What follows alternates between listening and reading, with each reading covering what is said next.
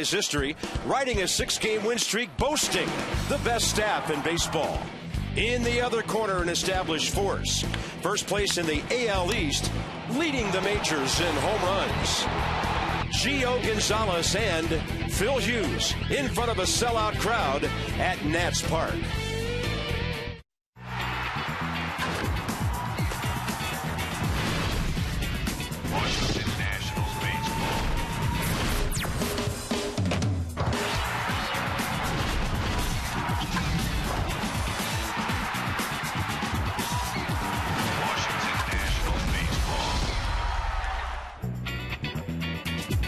Well, what a weekend is in store. The Yankees are in town. The Nats are playing great. So is New York. The ballpark will be full tonight. And, well, those guys played against each other 3 years ago and 6 years ago. And 6 years ago in D.C., there was a similar buzz in this town. But that was because of who was coming in here. This time it's because of what the Nats are doing and playing the Yankees. Bob and FP, welcome to a wonderful weekend. Can they take what they did on the road and bring it right into this? Well, if you walk into this ballpark right now, absolutely they can. It feels like October. There's a buzz. Gio Gonzalez just got done with his warm-up pitches, came back to the dugout to a standing ovation. I've never seen the park like this. Folks, it's rocking already. We haven't even started this game. So let's talk about this heavyweight bout. Tail of the tape. The Yankees are who they are, 6 in a row.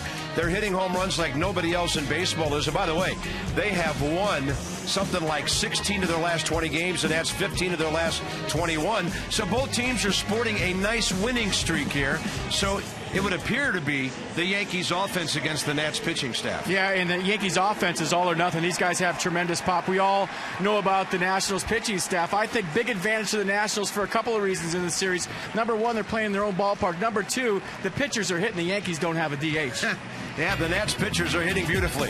Gio Gonzalez, 8-2 with a 2.35 ERA. Opponents only hitting $1.68 against him. He's 1-4 career against the Yankees. A score to settle between him and the Bronx Bombers here in the district tonight.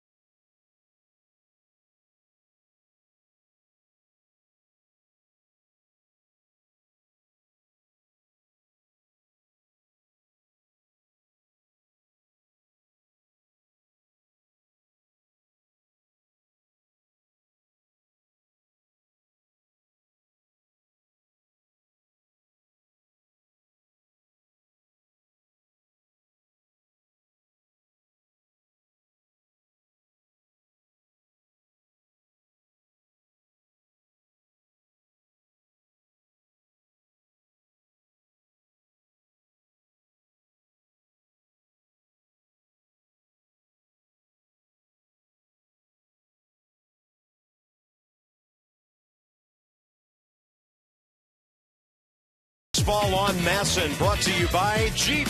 Visit Jeep.com to learn more. And by AT&T, the nation's largest 4G network. AT&T, rethink possible. They are still coming in droves through the center field gates and all the others as well. And it'll be a thing of beauty to look out over the expansion park and see it full 42,000 plus for this one tonight. Visit Train.com for an independent Train comfort specialist dealer near you. Hard to stop a Train. Humidity low, temperature very comfortable, and some breezes are blowing in from straightaway right field. Derek Jeter will lead off, having a great season. Curtis Granderson has turned into a bona fide power hitter. Then you have Teixeira, A-Rod, Swisher, a run producer. Even Andrew Jones, who the Nats know well from his days in Atlanta. Gio Gonzalez, 7.27 ERA in 5 career starts against the Yankees, only 1 win. Here's Jeter leading off. First pitch inside, right on time at 7:05. And last time out Saturday against the Sox here in the 4-2 win, he allowed 2 runs over 6 innings, gave up just 3 hits, struck out 5, walked 2. Through 98 pitches, 60 for strikes.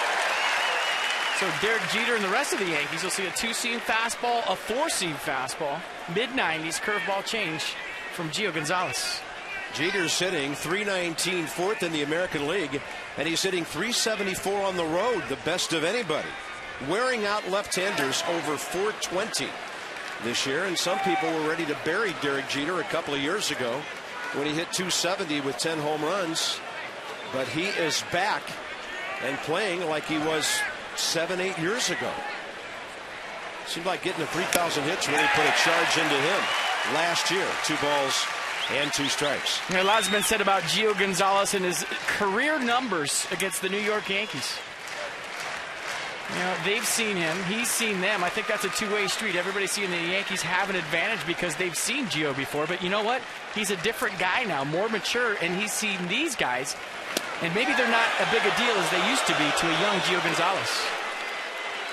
Close on 2-2, and Marty Foster calls it a little bit outside. Good-looking 95 and a 3-2 pitch to Jeter, who has an on-base percentage of .369. Upstairs, and the game's underway with a big-time strikeout. I'll tell you what, there's a lot of red in this crowd tonight, and it's mostly Nationals fans, and they have been here early, and they've been very enthusiastic, and they've been waiting for this right here. The first batter of the game, Derek Jeter, and how does this one start? With a strikeout from Gio Gonzalez to a guy that puts the ball in play a lot. Next up is Curtis Granderson, riding a 5-game hitting streak. And it's amazing the transformation that's taken place with him over the last 2 years. Kind of came into baseball as a line drive guy, stealing bases. Now he's turned into one of the better power hitters, coming off a 41 home run season last year. 19 more this year.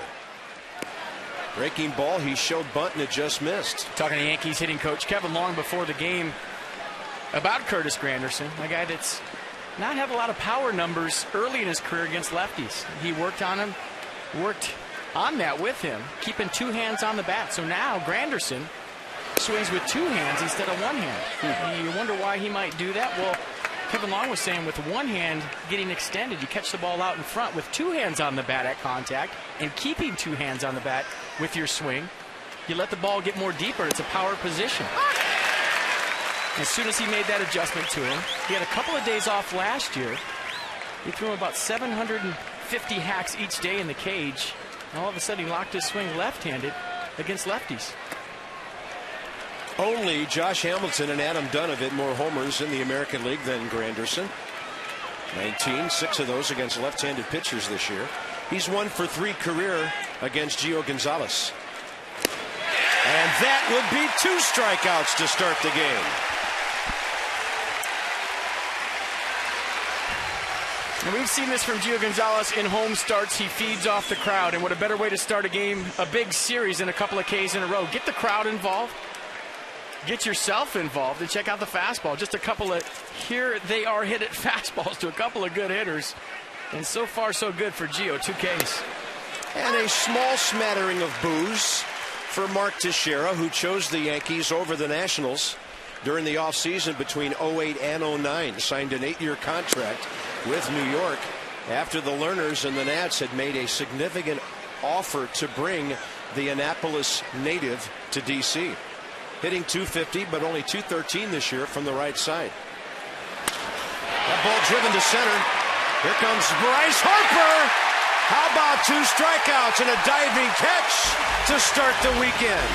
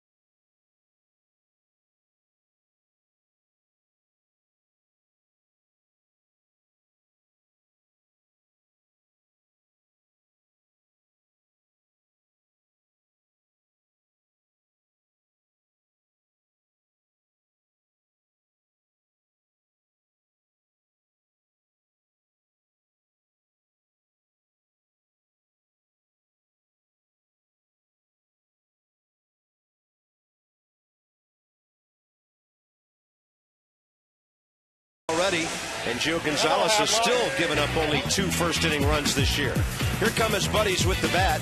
See your authorized Dodge dealer and experience a world of performance design and fuel efficiency. Schedule a test drive or go to Dodge.com and check out the powerful lineup. Ian Desmond having a great season. 9 hits his last 7 games, 17 doubles, and 27 extra base hits, putting himself into the elite category of Major League shortstops. Phil Hughes has pitched 2 innings against the Nats' career. That was 3 years ago at the new Yankee Stadium.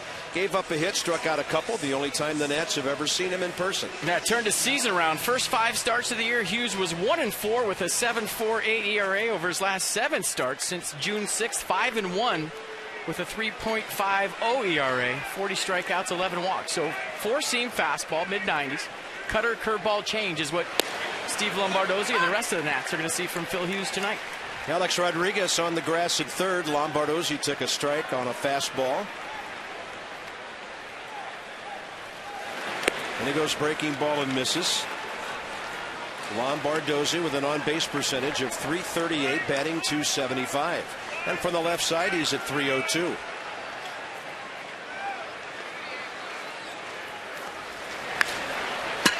Trying to slap one by A-Rod left side. 14-year veteran Marty Foster has the plate. Tim Timmons, 13th year. 20-year veteran in the crew chief, Jeff Kellogg at second. And 14-year veteran Eric Cooper. So some of the finest men in blue in baseball are assigned to this series. Lombardozzi looks at it. 2 balls, 2 strikes. And by the way, both of these teams this year are 15-6 in series openers.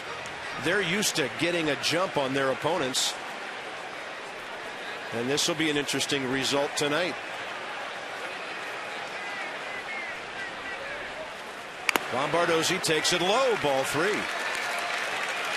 We talked to Yankees people about Phil Hughes throwing his fastball more. That's been the reason for his resurgence the last 7 starts, and it'll get on you. Sneaky fast. Lombardozzi walks to start the game. And I don't think Phil Hughes is real happy right now. This should be some kind of ovation right here for Bryce Harper.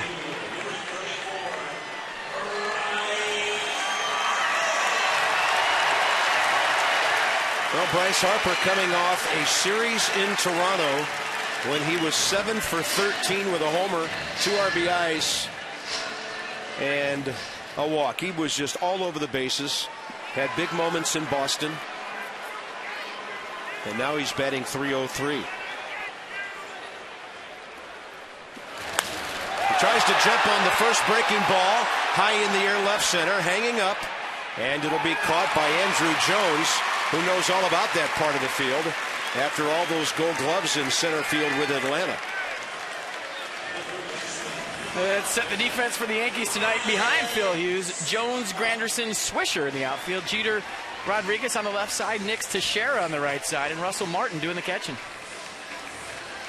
Andrew Jones, by the way, 10 straight gold gloves. Derek Jeter's a great defender himself. He's won 5 gold gloves, the last one 2 years ago.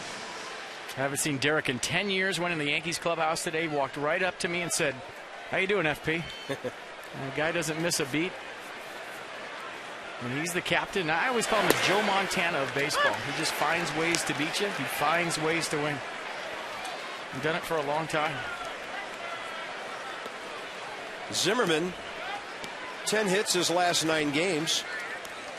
If Ryan could get any luck on these drives to the outfield, he'd have a whole bunch of multi-hit games.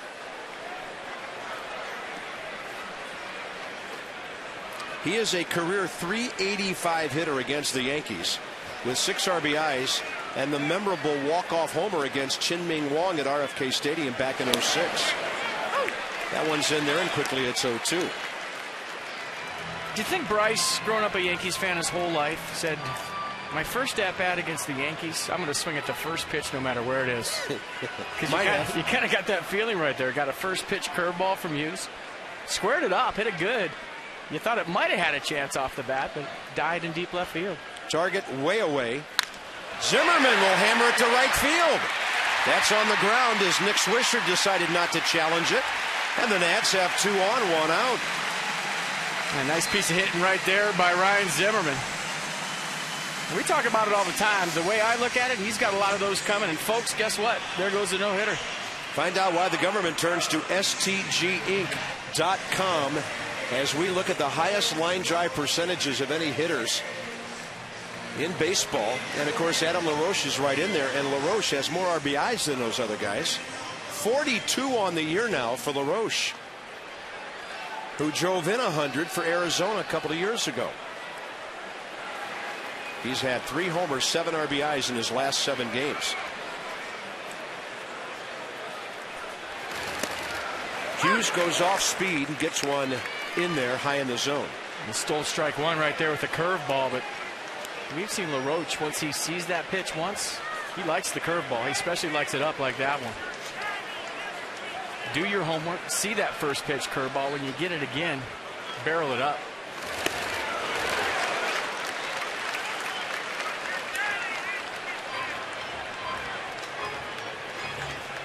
Michael Morse.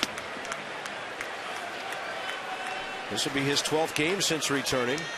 So Michael got a lot of ABs at home and then as the DH on the 6-game trip. It'll be late April for him soon. And the 0-2 to LaRoche. I want to jam him here. And he fights that one off. There are 3 teams in Major League Baseball that are 7-2 in interleague play. Davey Johnson's Nationals, Joe Girardi's Yankees, and Buck Showalter's Orioles. American League, by the way, right now leads it 68-58. And along those lines, the Nats are 15-8 in that 32-game stretch against the NL East and the AL East.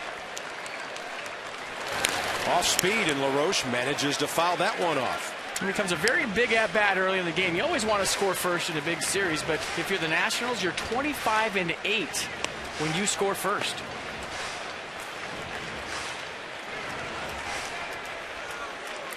Davey Johnson saying, I'll take a run early for sure.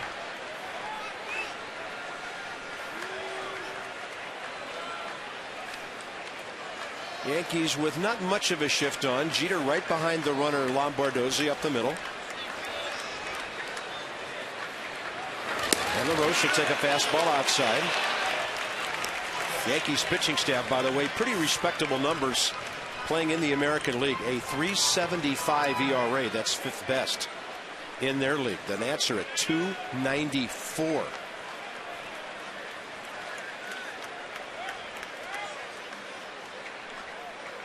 Off speed, LaRoche strikes out. No tag required. First base occupied. 2 down. And it'll be up to Michael Morse.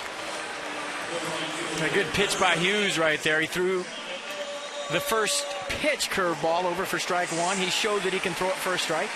Then when you get into a 2-strike count, especially after you throw some fastballs on the inner half of the plate, you make the hitter aware of the cutter inside. He feels like he has to start early to get to that cutter. You open up, he bounces a curveball. You have to commit to it. Good pitch. Yeah, it was a good sequence for Phil Hughes, who has now struck out 64 and walked 19 in 69 innings this year. He is 6-5, making his 13th start. And that's a strike, fading to the outside half against Michael Morse.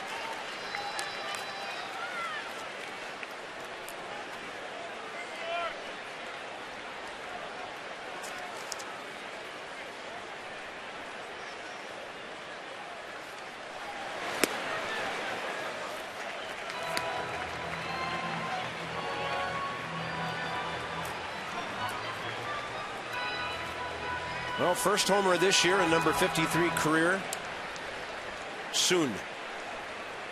Like now soon? I don't know how soon, but soon. I was trying to pin you in and making a call right there. And if this was July 1st, I'd say today. Because we all know what happened to pitchers in this league, in the National League and some interleague pitchers after the 1st of May arrived last year. 1-2 to Michael, who's got to have contact here. Target away. And Phil Hughes has a long first inning. Like Gio strikes out a couple. They're still coming down half street. No score.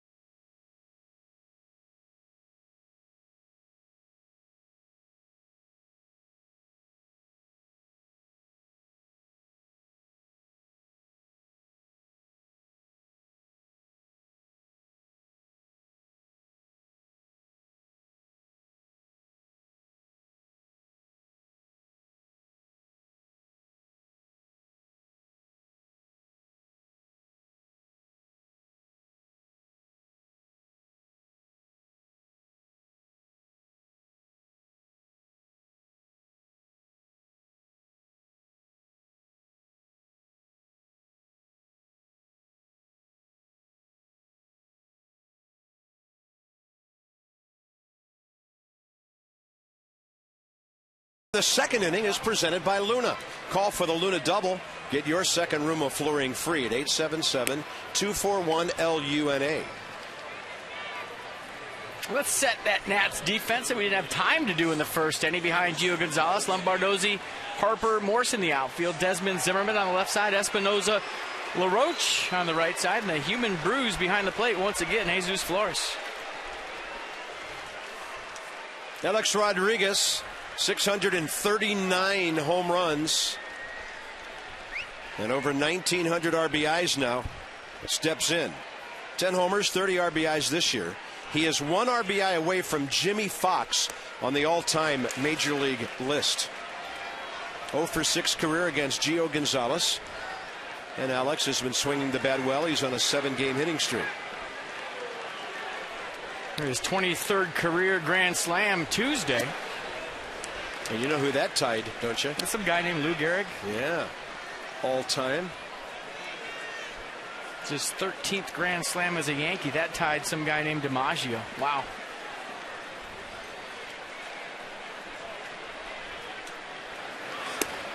He was actually younger than Bryce Harper when he made it to the major leagues at the age of 18 in '94. Hard to do as a shortstop. Gio takes a little bit off and misses. 3 balls, 1 strike. Interesting. Shortstops at the age of 18. A-Rod, Robin Yount, and Tony La Russa with the Kansas City A's. Swing and a miss, and Gio has serious swing and miss stuff tonight. Third time he's gone to a full count. Just love the fact that he's going right after these guys. Not the control pitcher he was in Oakland that he is here. And there is strikeout number 3 out of 4. 96 miles an hour. And right now, Gio Gonzalez, as we've seen all season long, showing no fear. Just letting it rip out there. And right now, from what I'm seeing from him, he's saying, I'm going to be a closer for 9 innings tonight. Just go right after these guys. And if you can get through this lineup the first time with just showing your fastball, save that curveball change combination for second and third time around, that's how you get deep into the game. Because these guys are good hitters. They'll make adjustments at bat to at bat, pitch to pitch. If you keep something in your back pocket, like maybe the changeup or maybe the nasty curveball, and see if you can get through that lineup first time without showing your whole repertoire, now you got him. Bounces a breaking ball to Nick Swisher, who's hitting .207 from the right side. From the left side this year, one of the most dangerous hitters in baseball. He actually leads the Yankees with those 39 RBIs. 34 of them left-handed. This guy's been a great run producer for them. Last 3 years, 82, 89, and 85 RBIs. And a base hit out to center.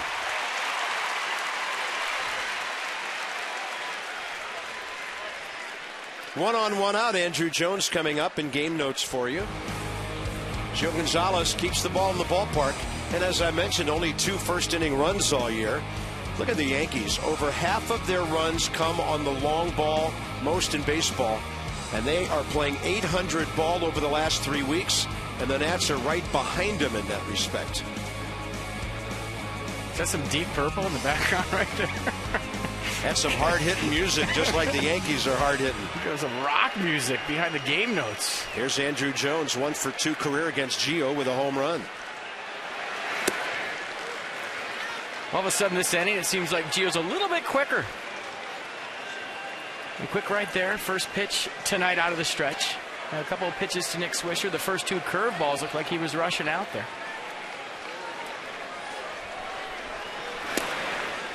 2-0. What I mean by quick, it's a lot like hitting. If you get to your stride leg quick, you get to your front side too quick, your front side flies open, and then you lose command, you lose your release point. It's something that a lot of pitchers have to fight early in the game, and it's because you're amped up, you're excited, you're revved up. Got to control the nerves. That's on the inside corner. And you kind of tell where he's at in his stretch, if it's going to be a good pitch or not. Right there, stayed on his backside nice, stayed closed late, got to his release point out in front, and was on time. 2 balls, 1 strike. Jones, 6 homers, 13 RBIs. On a play right side to Roger Bernardino's fellow countryman from Curacao. When Andrew Jones broke in '96, he was the 3rd player from that country to play in the big leagues, behind Yankee Hensley Mullins and Marlins infielder Ralph Millard. There's Roger. I'm sure a lot of kids grew up in Curacao idolizing Andrew Jones. Yeah, those two got together during batting practice today, talked to each other, were taking pitches together. Pitchers together. I don't know if they're going to take pitches together. Andrew never did take too many pitches. This is Roger. Been a free swinger. What a great career, though. 426 home runs, nearly 1,300 RBIs by the time this season's over 150 steals. And with 10 gold gloves, there might come a day when Andrew Jones gets consideration for Cooperstown. He's done some amazing things in this game. He knows a little something about playing center field at age 19. Oh, yeah. Went to the World Series against the Yankees his first year. That's a breaking ball that'll freeze him. And Gio Gonzalez now has 4 strikeouts. Well, that's a backyard wiffle ball curveball from Gio Gonzalez. Put all the holes on one side, throw it as hard as you can, and strike out your buddy. Only difference is he just struck out Andrew Jones. Close a great deal now on your new Nissan. Hurry, the door 2-year opportunity closes July 2nd. And that was a good-looking pitch track from Nissan. And here's Gio against Russell Martin, the former Dodger.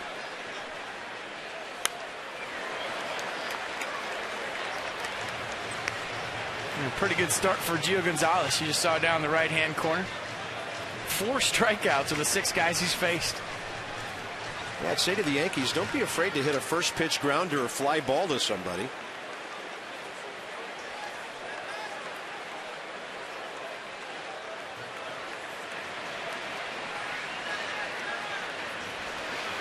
He's got that breaking ball working to the right-handers now. Side door. No balls, 2 strikes. Side door, back door, through the left-handed batter's box. Watch this hammer, folks. Boop. Wow. And nothing you could do with that. Now maybe you think about either A, elevating the fastball, or B, bouncing the curveball, because you got him set up for both. Threw him the elevated fastball. And a pretty good eye right there by Russell Martin. This was closer than it looked. Good frame by Flores on the backside. It was up. Good call.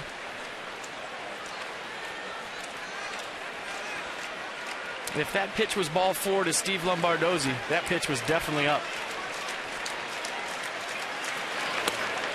And another breaker. 2 balls, 2 strikes. Yankees on the road this year, 18-13. Gio is 4th. Strasburg at 100. Verlander. And those are MLB leaders. Yeah, and congratulations to Matt Cain. What a gem the other night. Wow. 14 Ks in a perfect game. One of the better pitch games I've ever seen, maybe ever. And it couldn't happen to a nicer guy, a guy that works as hard as anybody in baseball to be great at what he does. It's just nice to see him have some success and finally get some recognition out there. He's been in the other guy's shadow for a long time. Tim Lincecum, he got all the rewards, the Cy Youngs, and it's nice to see Matt Cain finally get some press. Congratulations. 2-2. So it's a good matchup for Martin, at least according to the numbers, but he hasn't faced many left-handers like Gio Gonzalez. This will be another full count for him, his 4th of the game, and Nick Swisher will get a head start with 2 outs. Yeah, pitch number 37 coming from Gio Gonzalez.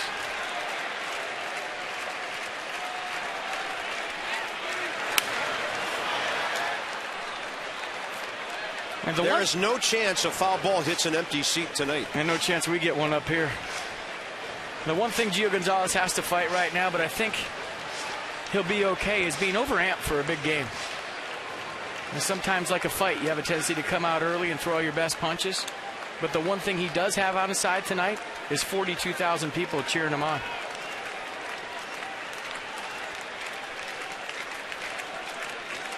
And another payoff pitch. That'll be a walk to extend the inning, and that pitch count's going to go up some more. 2 on 2 out. Find out why the government is turning to STG at stginc.com. So against his different pitches with their velocities, what hitters are doing with them. Well, you'd think the difference in velocity with the fastball to the curveball is a big deal, and it is. But it's more about the break with Gio Gonzalez's hammer. And that's tough for a hitter when you're throwing mid-90s, then you go into the 80s or the upper 70s with your off-speed. That split differential gets you every time. But I think with Gio Gonzalez, it's more about life on the fastball and life on the curveball.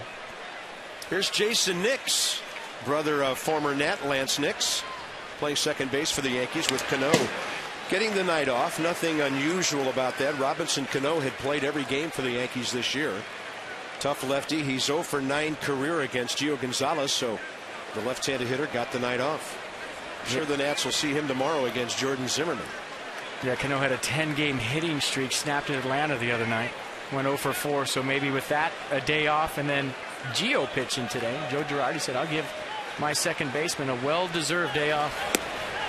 That's on the corner. That's Gio letting off a little bit, 88.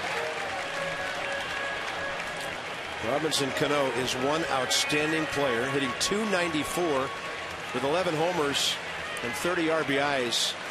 And this young man at the age of 29 has established himself as one of the top, 10 players in baseball? Absolutely. And the 0-2. Breaking ball for the strikeout. 2 innings, 6 outs, 5 of them on strikes. Ian Desmond leads off in a moment.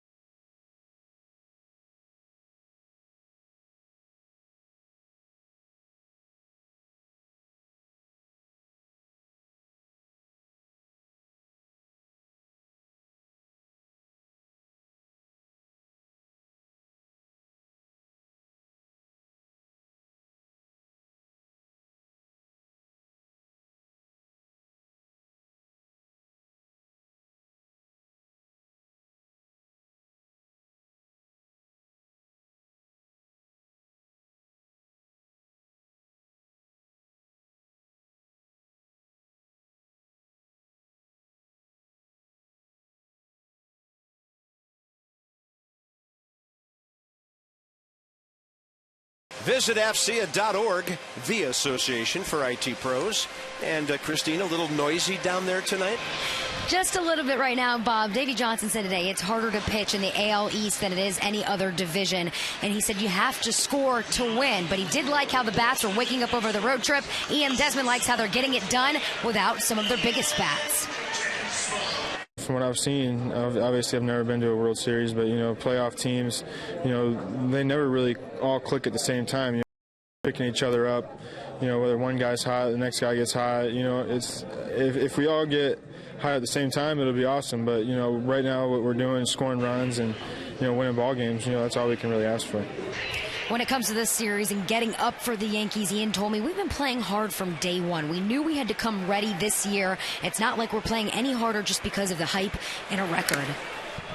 Well, one thing's very obvious right now. Phil Hughes, who pitches in the AL East a lot, is definitely keeping the ball away on Nationals hitters. He's getting some strikes to the outside corner, and then Russell Martin kind of inching his way further and further out. Talking to Kenny Singleton before the game, the fine announcer from the Yankees, he was talking about Phil Hughes and how he strides out there real far. And by striding out there far, the ball has a tendency to get on you, even though the radar gun will say 92, 93. Kenny was saying that when he releases the ball, it's actually closer to you than most pitchers at the release point. So 92, 93 seemed like 94, 95. We've seen that early in this game with a couple of swing through strikes on fastballs. He's been on the DL 3 times in his early career, and he was a first rounder for the Yankees, the 23rd overall player taken 8 years ago. Career record of 42 and 28 coming into this one, facing Danny Espinosa. We'll see how aggressive Danny is early in the count here. He will take the breaking ball, and evidently the Yankee advanced scouts told Alex Rodriguez and Mark Teixeira, this guy has been bunting for some base hits lately. Play him shallow. 1 ball, 1 strike. Yeah, for those of you that don't know, maybe tune in for the first time because it's a big series.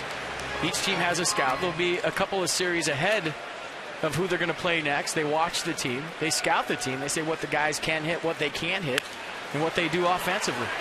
Espinosa with a little pop fly out there, and it'll be caught by Andrew Jones. 4 in a row for Hughes now since the Zimmerman base hit.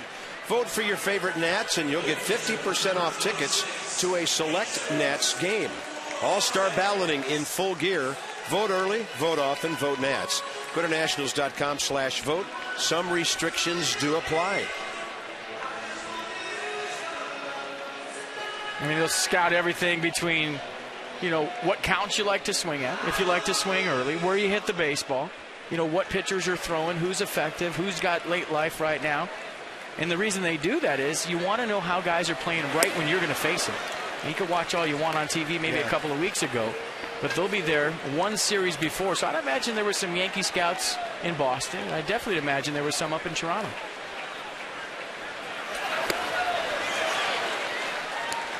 And quickly, Jesus Flores 0-2. Hitting .234. Day after day doing outstanding work behind the plate, working with the national staff. Target away. And Carp, to take that a step farther, as a player, you know what you did the last series or what you didn't do the last series or what you hit last series, and you have to make the adjustments. You think about that. You're like, well, if they had a scout there against Toronto, I hit the fastball real well. I got to look off speed this series. That's right. Yeah, it recycles itself about every 3 days when you've got to do some different things. And that's how you stay in the big leagues. It's a constant adjustment as a player, adjusting what the league is doing to you and adjusting what certain teams are doing to you. And you'll find out early. First bat will tell you what they're going to do to you. You just look out on defense, how they're going to play you, and you see how they're going to pitch you. You get a good idea. It's like Gio's having a nice chat with Mark Lerner in the on-deck circle here. Bottom of the second. Probably something about, isn't this great? The crowd tonight, the atmosphere here. That's Stuart and Kathy Miller there, Mark Lerner's best friends, and Gio's just having a great time with all of them. 2 balls and 2 strikes. As a drive by Flores to right, and Nick Swisher cannot reach it. The ball deadens at the bottom of the wall, and Jesus Flores checks in with a 2-base hit. So a couple of homers, a triple, and now his 4th double of the season.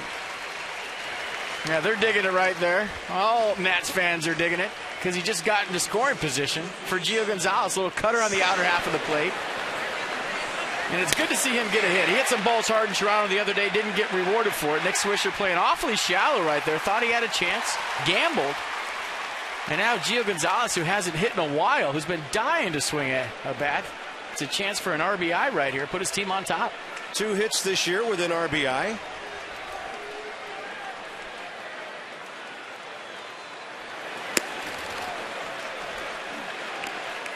He has 25 more career at-bats than Phil Hughes does. The Nats pitchers hitting this year, look at that, hitting 200. Strasburg and Zimmerman have homered, and they have 7 extra base hits. Those guys must get together, look at the stat sheet, and find categories where they're not leading the National League and say, hey, we got to pick it up. Yeah. Because we're leading them in everything else. Why not lead them in hitting, too?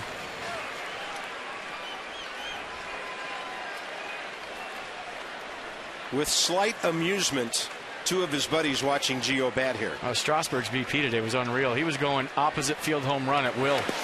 Gio on a big breaking ball strikes out. And that's it for the Nats in the bottom of the second. Yankees have left 2, the Nationals 3 in a scoreless game.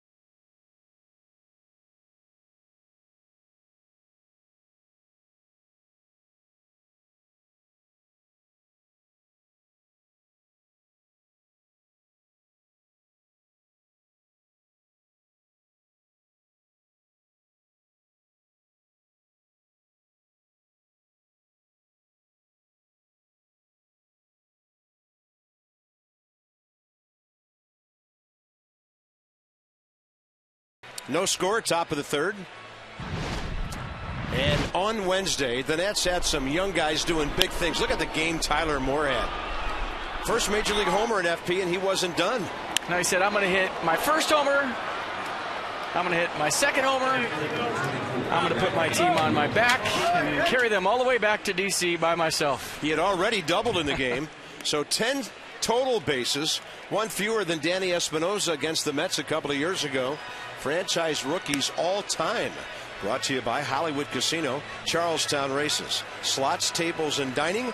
The ultimate triple play at Hollywood Casino, Charlestown Races. You see the difference when a guy gets regular at-bats. And Tyler Moore, the first time up, kind of sat around, maybe pinch hit here or there. A guy that's used to playing every single day his whole minor league career. Now, this time around, Davey Johnson getting him some regular at-bats. And when you get at-bats on a consistent basis and you're a good hitter, you're going to see what you saw in Toronto from Tyler Moore.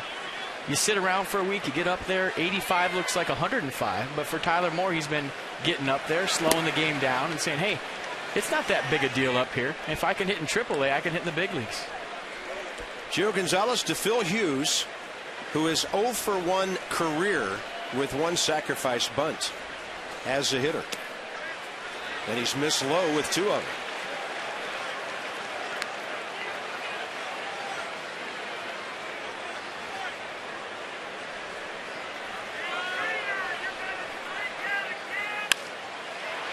Well, he jumped all over that and didn't miss a double by much. Wow, you would think that Joe Girardi would give his pitcher a take sign in a 2-0 count, a guy that doesn't hit very often. Maybe try to get a base runner on and get Gio Gonzalez in the stretch, make him come into the zone, but apparently not. Another good hack. 2-hopper, Ian Desmond. Plenty of time. Let's go back to the first inning and check it out. Gio Gonzalez out of the gate with a good fastball right out of bed, 94-96. Goes right after Derek Jeter, climbing the ladder, strike 3. Goes right after Curtis Granderson with another challenge fastball. And how about Bryce Harper? Took a long time to insert himself into this ball game, didn't it, folks? Third batter. Third batter, and the crowd was loving it. And this place was jumping in the top of the first. There's the out distribution from Gio tonight. 5 strikeouts, 1 ground out, and 1 flyout. You just saw it. Derek Jeter came into this season with a career batting average of .313 in 16 years. The 5th highest average in the history of the Yankees. Babe Ruth, .349, Lou Gehrig, .340, and then Earl Combs and Joe DiMaggio, .325. This man will be a first ballot Hall of Famer in every way. It's amazing to me when I look at his record. He has played almost an entire season in the postseason. Yes. 152 games, 623 at-bats in the playoffs and the World Series. I mean, you can't, as a young boy, even dream of anything like that. He'll drive it to right. That ball's got carry on it. And it'll be off the wall. Michael Morse with a throw. And it's a double for Jeter.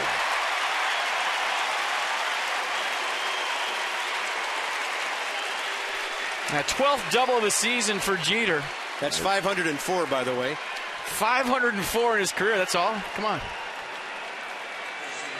We'll stand around the Yankees cage for batting practice today. In their last round, they say, this is your day. Meaning you get 5 swings, and whenever you're doing that round, it's your day. They're preparing for 5 at-bats. The first swing Derek Jeter took, and this is your day, a double off the right field wall.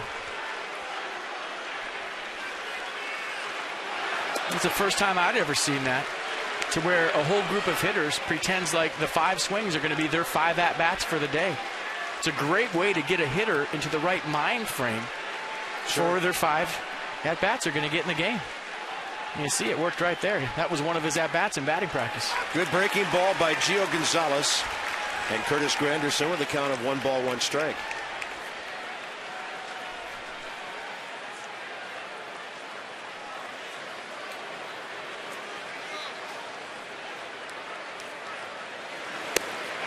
Did he go?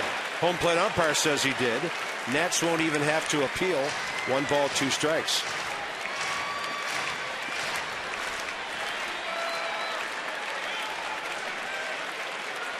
Yeah, Granderson, a good low ball hitter. Maybe he can climb the ladder here with a good heater. They go breaking ball low and away, smothered by Flores. And there are some Yankee fans being heard from here, and they've been booed down a couple of times.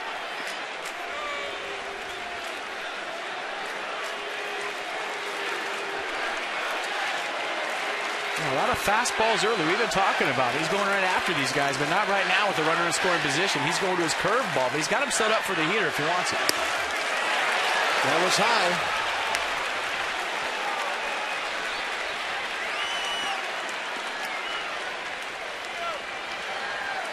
Mark Teixeira lined out to Bryce Harper first time.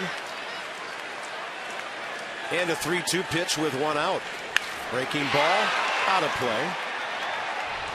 STGinc.com. The government turns to them. Last 4 seasons against lefties.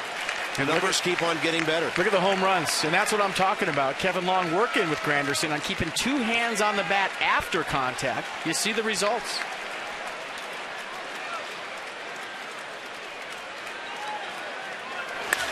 That ball is hit hard.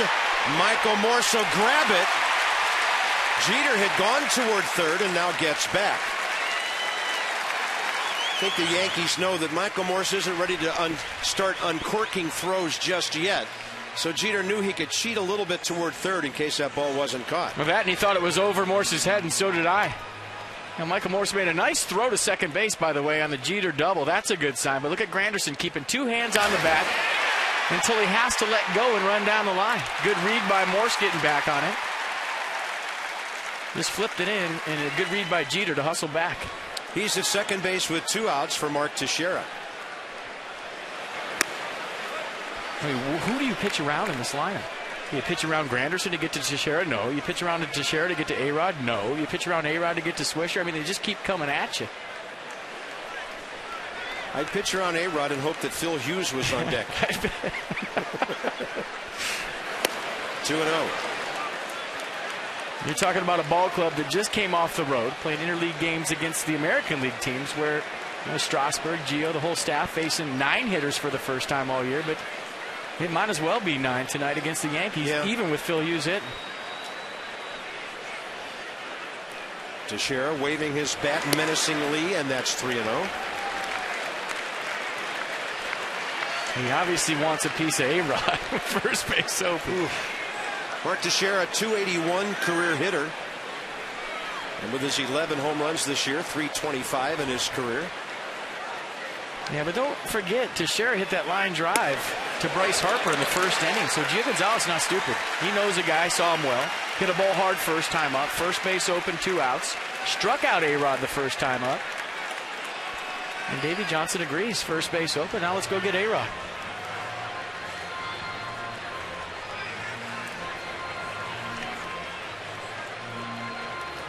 You always got third base open here, too. I know that sounds silly, maybe putting another runner in scoring position, but there's been times with certain pitchers with even third base open, pitch around a guy to get to the guy they want to face. We saw Livan Hernandez do that a ton last year with the Nationals. Even if he had third base open with runners on first and second, he would be careful to the guy in the box and get the matchup that he felt most comfortable with.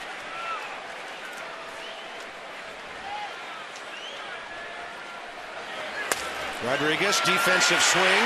That ball sneaks through, and a little ground ball like that will tie him for number 6 all-time in Major League history RBIs. Number 1,925, and the Yankees are on top.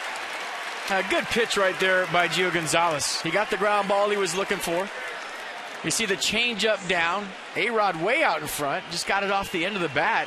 But look where Danny Espinosa's playing, right up the middle. LaRoche with a little hesitation right there, maybe not knowing exactly where Espinosa was playing behind him. It led to a base hit, and 1-0 Yankees. You know, part of the shift, Carp, is knowing where everybody's playing. And if maybe Adam LaRoche wasn't aware that Danny Espinosa was playing that far up the middle, he went back to the base. And maybe had he known that Danny was in a big-time shift, he would have been more aggressive for that ball.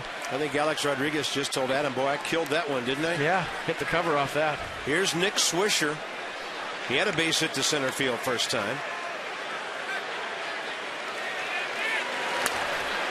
And that was a huge cut. If you're Gio Gonzalez right now, you can't be upset with that. He made a good pitch to a great hitter. He hit the ball on the ground and just found a hole. That's the way it goes. Regroup right here. Get your team back in the dugout and keep it at 1-0.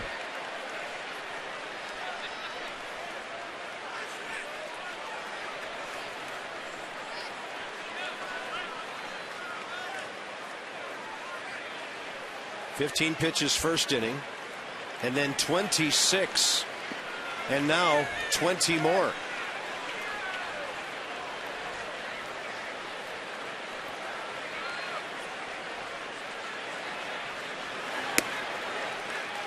And that's the Yankees.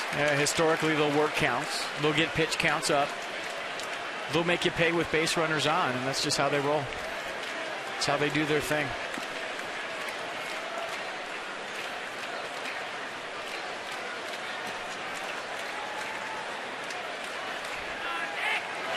Breaking ball, base hit.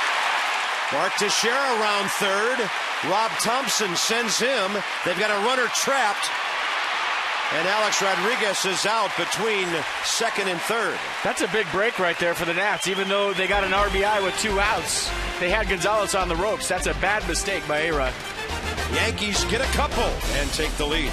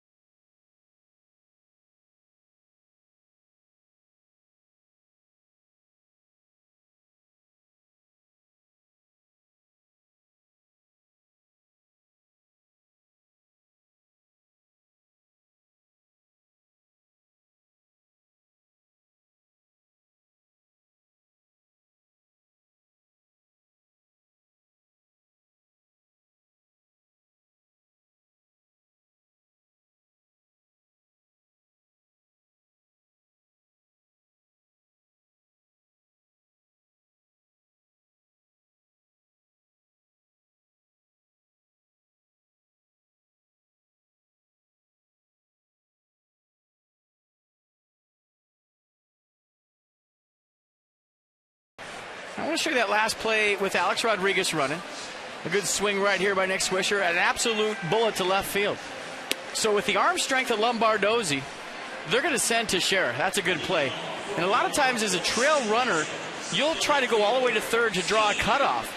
But with the arm strength of Steve Lombardozzi, they didn't have a chance at Teixeira at home plate. So the fact that Alex Rodriguez rounded second base that far and got thrown out, that's not a good base running play. And the Yankees had Gio on the ropes right now. They're a team that can score a lot of runs in an inning, so I feel like the Nats caught a huge break right there. And the fact that Alex Rodriguez rounded second base too far. And I know what he was thinking, Carp. He's thinking, if I go to third base right here, I'll draw the cutoff throw. But he didn't need to, based on the arm strength of Lombardozzi in left field. Yeah, and they had Andrew Jones on deck, right-handed hitter against the left-hander Gonzalez. Top of the order for the Nats, bottom of the third, and way inside the Lombardozzi, who walked to start off the game offensively for Washington. 1 out later, Zimmerman singled, but LaRoche and Morse struck out, and that was it for the first inning. Bouncing ball under the glove of Alex Rodriguez. Lombardozzi makes a big turn and goes back. Andrew Jones was shading near the line. We'll see how they score it. Should be a hit for Lombardozzi all the way. Rodriguez in on the grass. Little inside-out swing by Lombardozzi. Beats him toward the line. I don't think he got a glove on it. But Lombardozzi will take it. So he's cooled down recently, and it's nice to see Steve Lombardozzi get on a couple times and get himself a base hit. It is the Nats' third hit of the game, and now Bryce Harper, who swung at the first pitch he saw and flied to deep left center first time.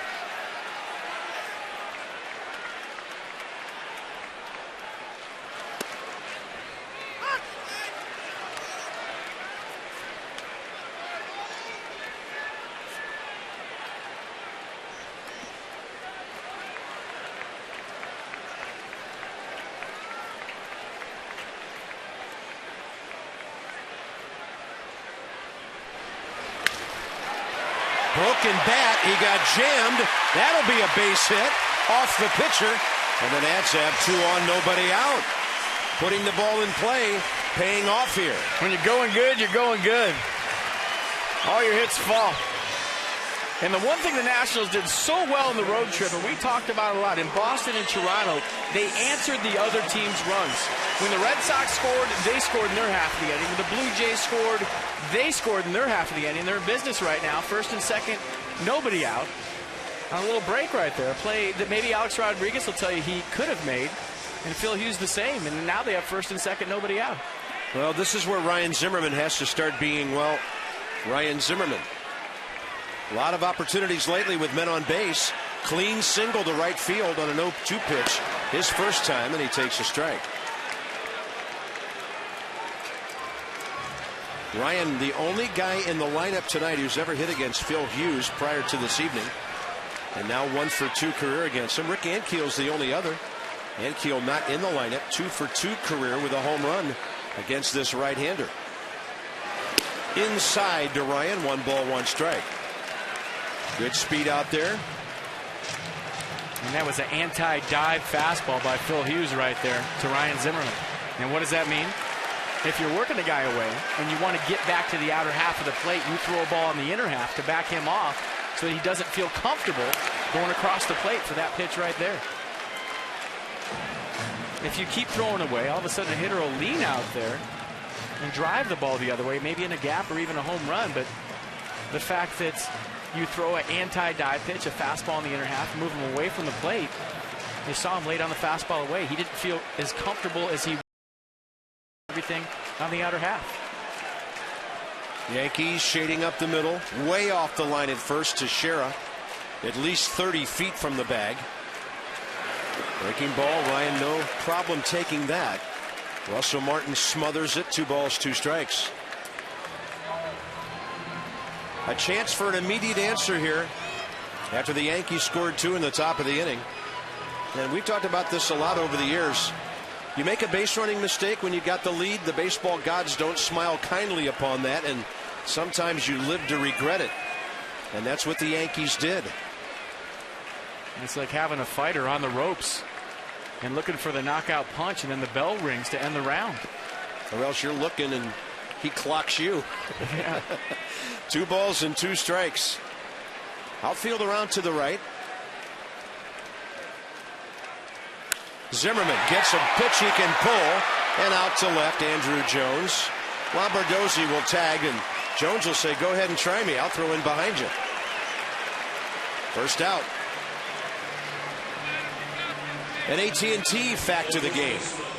And Davey Johnson sending up Adam LaRoche. Best start in franchise history. And of course, this goes way back to the Expo days. The 94 ball club was headed for the playoffs before they had the work stoppage in August.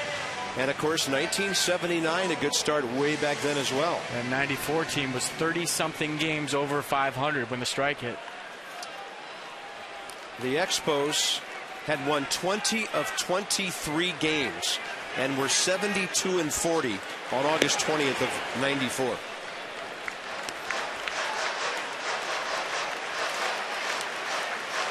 Then they had a fire sale in the offseason, got rid of Larry Walker and all their good players. And it allowed bums like me to get called up the next year. Woo! Well, you got to have people in the seats to pay for those guys, right? Larry Walker ended up in Colorado. Marquise Grissom part of that group? Yes. He ended up in Atlanta.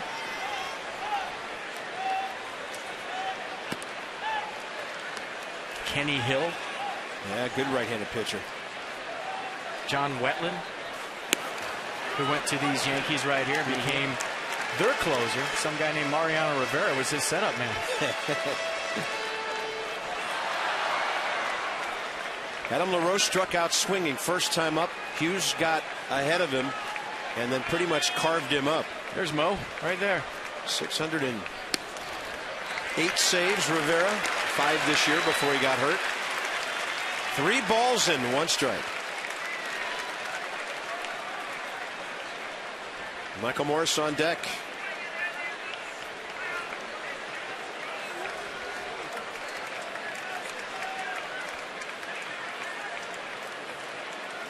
Big pitch early in the game right here. Adam will take it, and the bases are loaded. It's a great take right there by Adam LaRoche. You're in a 3-1 count. You know you're getting a fastball. And you want to do some damage. You get your baseball team back in the game. You swing at that ball, you pop it up. It's runners on first and second, 2 outs. Great take on a borderline pitch up in the strike zone. Keep the line moving for Michael Morse. Good at bat. Well, that's huge, the difference between getting ahead and not. Struck out LaRoche first time, walked him on 5 that time. He struck out Michael Morse to end that first inning.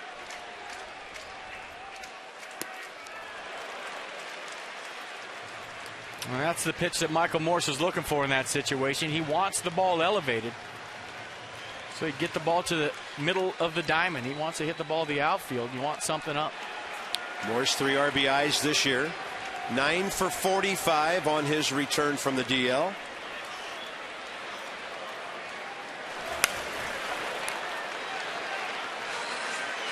And how about Phil Hughes with the reach back fastballs? We talked about the sneakiness of his heater because of his stride length, because of his release point. The first 2 to Michael Morse, 94, but they looked a lot harder than that. He was late on both of them, and he's looking for a fastball. Well, if things go true to form here, Russell Martin will set up well off the plate. Usually goes away. Morse waits for the breaking ball. Here comes Lombardozzi. Harper held at third. The Nats are on the board. A mistake by Phil Hughes, and Michael Morse made him pay. I mean, they're just continuing to do what they did on the road against Boston and Toronto. They score, we score. You hear that in the dugout all the time. After a team scores, you come in, you put your batting helmet on, your batting gloves. They score, we score. The Nats do it again. Michael Morse, like you said, Carp, good call. Got a curveball up, a mistake by Phil Hughes, and he got his hands inside the baseball. That's just a great piece of hitting right there. Fighting to get your hands inside the ball and working it to the middle of the field. You roll over that, it's 5-4-3 double play, you're out of the inning. But the fact that he got his hands inside, kept it in the middle of the field, got himself an RBI, and he kept the line moving. Ian Desmond is short. Yankees trying to turn 2, and they will. Good job of Jason Nix getting away from Morse, the base runner, and the Nats settle for one.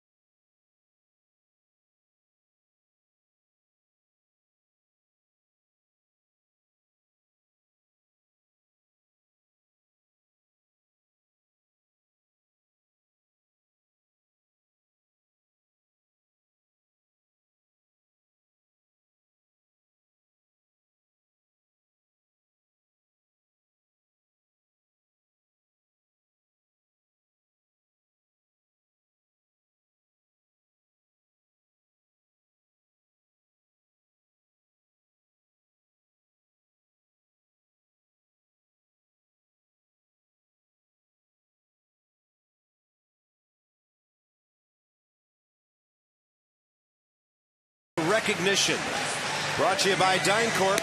We serve today for a better tomorrow. Wonderful tradition here at Nationals Park.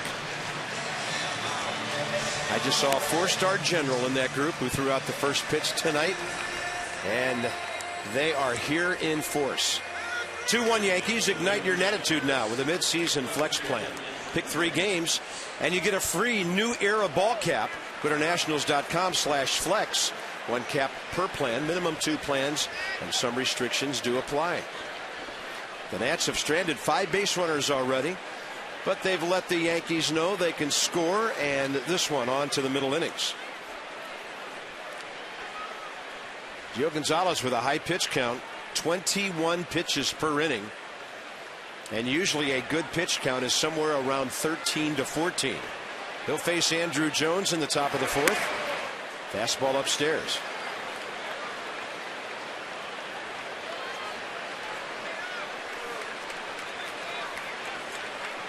Andrew Jones, 35 years of age now.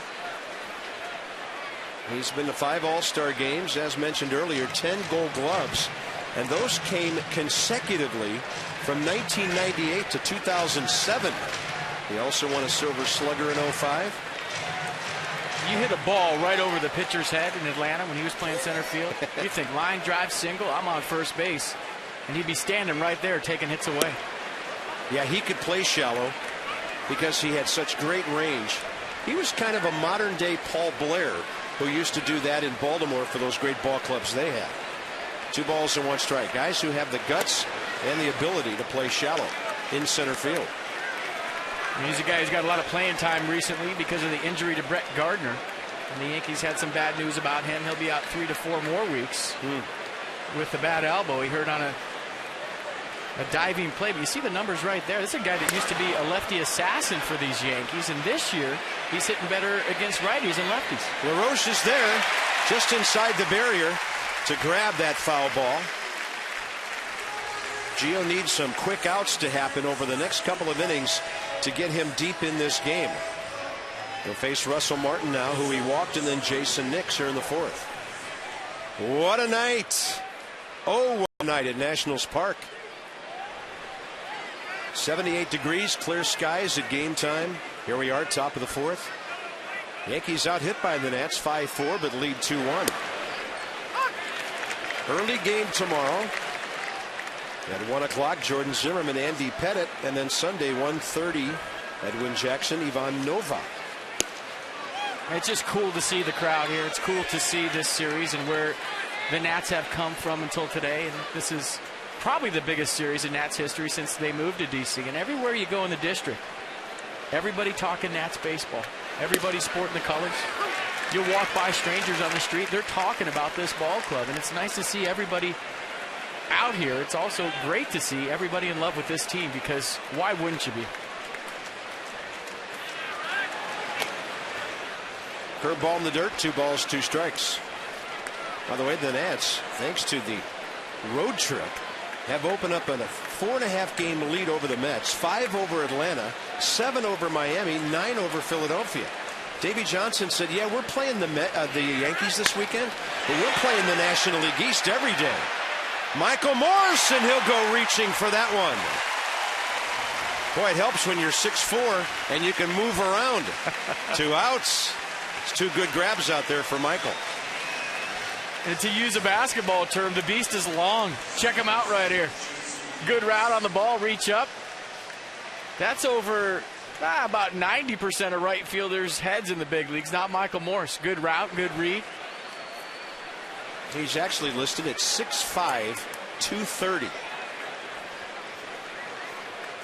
2 outs, bases empty. Here's Nix, who struck out first time.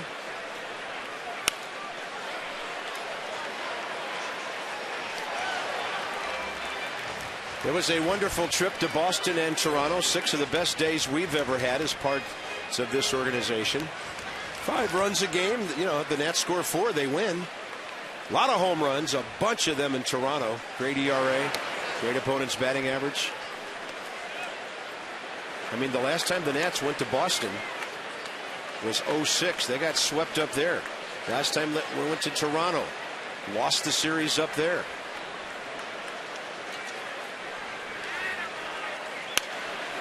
I just hope the fortunes of this series don't turn around, because the Nats, as a Washington team, are 4-2 against the Yankees. 2 out of 3 at RFK back in 06, and 2 out of 3 at the then new Yankee Stadium in 09. Remember John Lennon and Craig Stammen coming up big in that series on the mound. Gio jamming Nix. The count stays 1-2.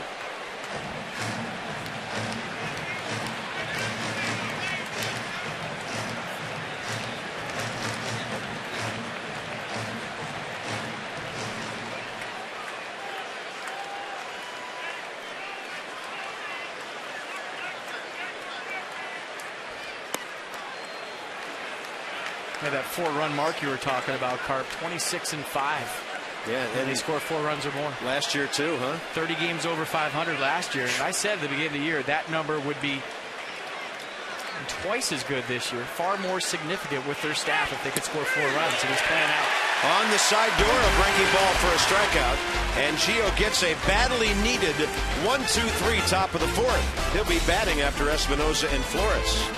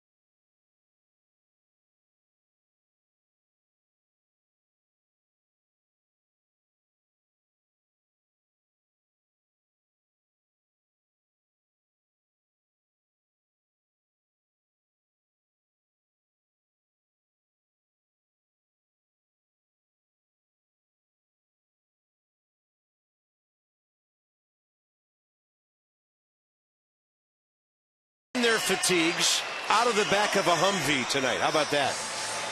Do you think Teddy's going to hold that lead? I can't even see him. Teddy on his way And he's taken out by a crustacean. Now, how can a president in fatigues, a commander-in-chief, be taken out by a piece of seafood? Maybe it was toxic. Teddy taken out by a random mascot that nobody knows. And George gets it tonight. Phil Hughes, 52 pitches, 36 strikes through 3. They'll face Espinosa, Flores, and Gonzalez for the Nats. Bottom of the 4th. It's a President's Race sponsored by Red Lobster. I don't know about it. Should be now. Yep, not the kind of lobster fest that Teddy was looking for. That ball inside. Espinosa fly to left, first time up.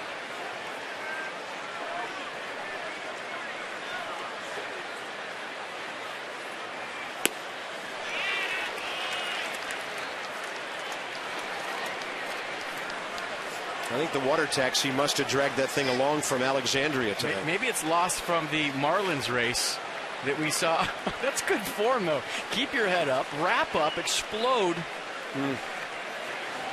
through your target. See, all you have to do is tip over the president slightly because they are a bit top heavy. Once they lose equilibrium, it's over. It's a good form tackle. Danny Espinosa hitting .312 over his last, or .318 over his last 12 games coming in. That'll be out of play to the left side. 2 balls and 2 strikes. Mentioned the division race earlier. Nats are getting some help. The Reds lead the Mets tonight 4-0 in the only National League game. But Davey Johnson said, yeah, we're playing the Yankees, but every day we're playing the National League East. All he's concerned about is one game at a time and how many games ahead of the rest of that division he is. Joe Girardi's Yankees have a half-game lead over Baltimore, and they've won 5 in a row. Espinosa takes a fastball on the corner and walks away. Strikeout number 4 for Phil Hughes. We'll check it on the Kinetic North America pitch track. It doesn't really matter what the pitch track says. It's too close to take either way. And Danny Espinosa will be the first one to tell you that. He just walked away. No argument. Kinetic North America providing a world-class technology and responsive solutions to our government customers. Here's Jesus Flores, who doubled over the head of Nick Swisher in right field, first time up.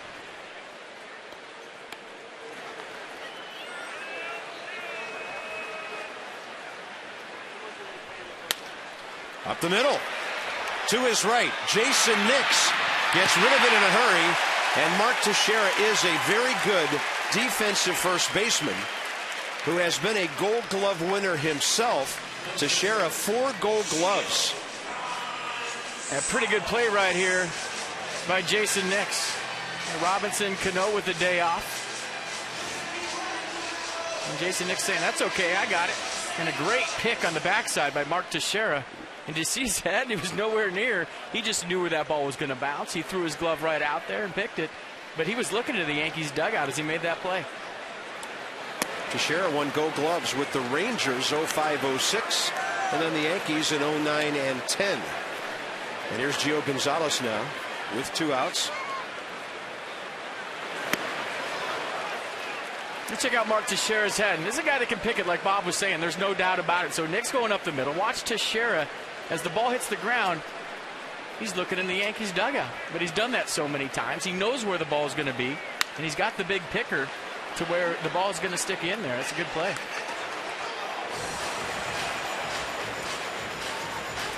That's Jason Nick's 3rd game at second base this year. He made that play like he's been playing there all season long. 1-2 to Gonzalez.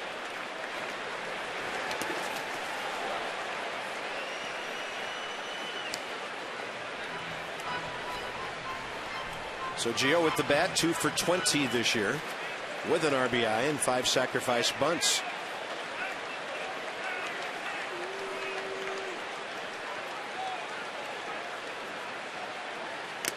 Swinging a foul tip, and the 4th inning is over. 5 strikeouts for Hughes, 6 for Gio, and this is a 2-1 game into the 5th.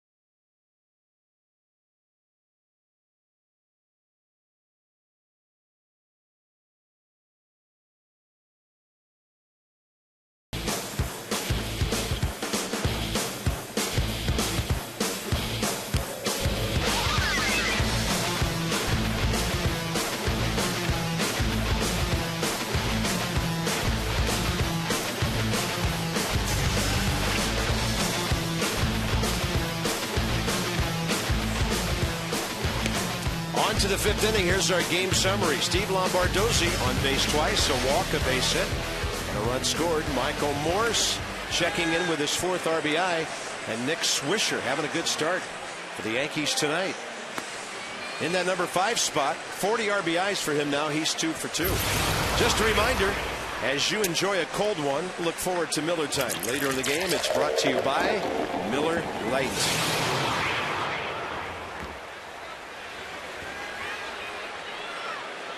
For the Yankees, Phil Hughes in the top of the order. Gio Gonzalez, 79 pitches, 42 strikes.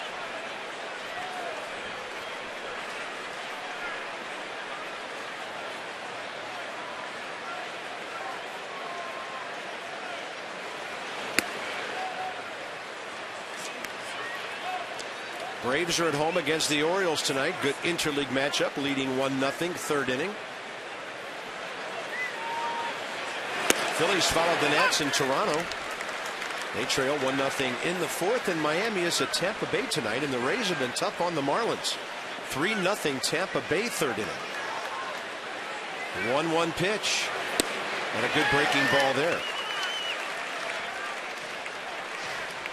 Funny about these two teams, the Nats did the Yankees favors on the last road trip, and the Yankees did the Nats favors on the last road trip by beating each other up. They beat up the NL East, the Yankees did, and the Nats beat up the AL East.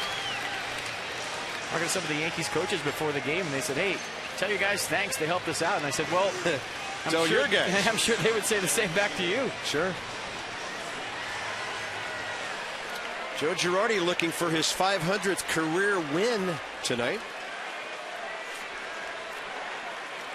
Gio Gonzalez has faced 18 hitters tonight. He's thrown first pitch strikes to only 8 of them. Derek Jeter has struck out and doubled, and he got their rally going with 1 out in the 3rd when he doubled off the right field wall. Eventually scored on the Alex Rodriguez base hit.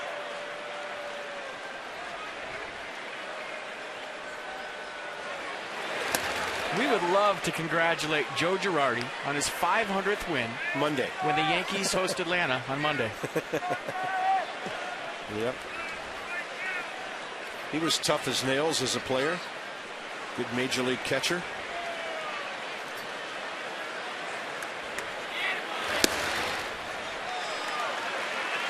How about Joe Girardi and Jim Thome from Peoria, Illinois? A mid-sized Midwestern town producing 2 great major leaguers. 3 balls, no strikes. And Jeter looks it all the way in. He has 25 multi-hit games this year, and he's hitting now with a base hit tonight over 430 against left-handed pitchers this year. It's pretty good. Target in. They get jammed. He'll drive it to center, and Bryce Harper right there. 2 outs here in the 5th.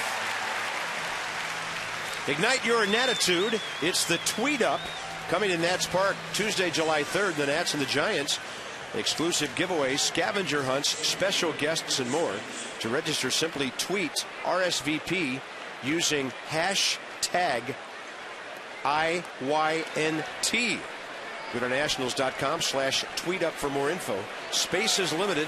Some restrictions apply. There's some red. I'm talking about Code Red Friday on my Twitter account, telling all Nats fans to wear red all weekend. We hashtag Red Sea, Red Army. I want this place to look like a Nebraska football game. And I'm seeing a lot of red today, so good job, everybody. That's great. And Ian Desmond wants everybody to sing the national anthem, too, and I think that's a wonderful idea for a new tradition here at Nats Park.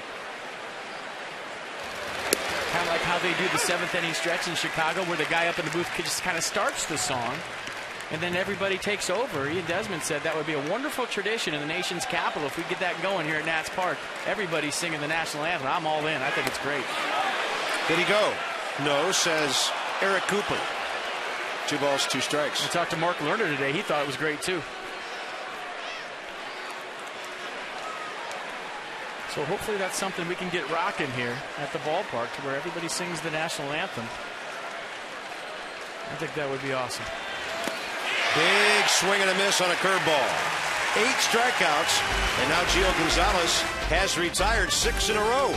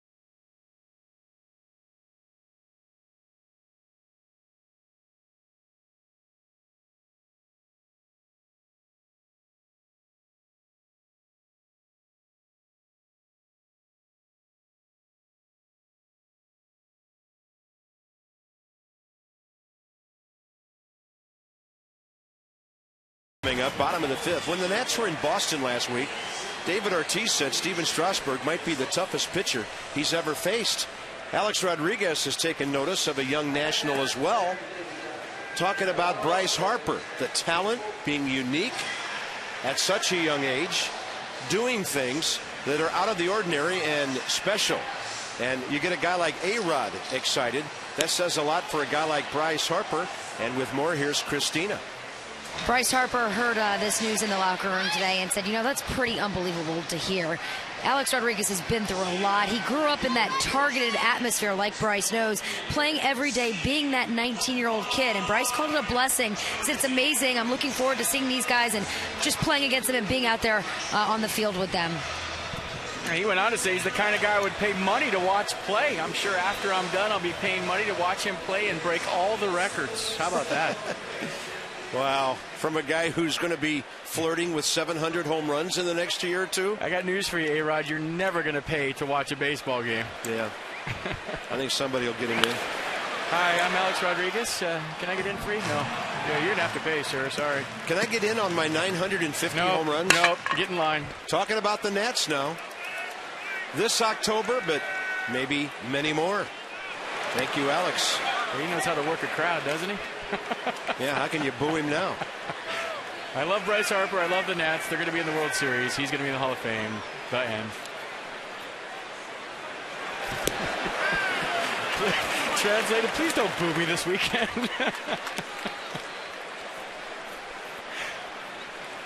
Lombardozzi, 2 balls, 1 strike. A walk and a base hit tonight.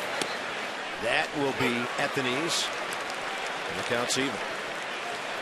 Phil Hughes, first 4 innings, 63 pitches, 43 strikes.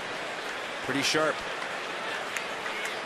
That big double play ball was huge back in the 3rd inning. He goes upstairs to strike out Lombardozzi, who doesn't leave the strike zone to do that very often. That's only Steve's 11th strikeout this year in 141 at-bats.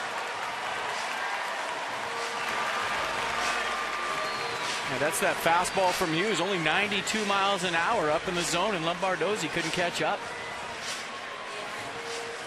If you saw that perfect game in San Francisco, Matt Cain didn't throw any harder than 92, 93 all night. He's got the same type of fastball that Phil Hughes has, or maybe I should say it the other way. Phil Hughes has the same type of fastball that Matt Cain has, that one that gets on you late and has that late life. A little giddy up at the end. 0-1 to Harper, target up and in. And he'll lean back from that count, or that pitch that evens the count. So Bryce, another base hit tonight. And he's hitting .306. Next RBI will be number 20. And right now Hughes has some Nationals hitters thinking they can get to that high fastball. Usually Bryce Harper can. He's one of the only lefties I've seen in a long time that get on top of high heat, but not right here with Phil Hughes. Too much run sinking away. Wants to take him up even higher, and Harper really had to elevate his hands to get that one. Another good pick by Teixeira on a good play by Derek Jeter. 2 outs. 6 straight now for Hughes, and 7 if you include the 2 men he retired with that double play ball. They talk about scouting report. Derek Jeter knowing that Bryce Harper is going to bust it down the line, gets rid of it quick, and there's Teixeira again on the back end.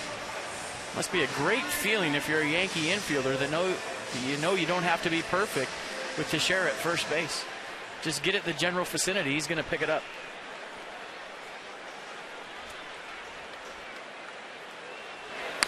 Ryan Zimmerman goes up hacking.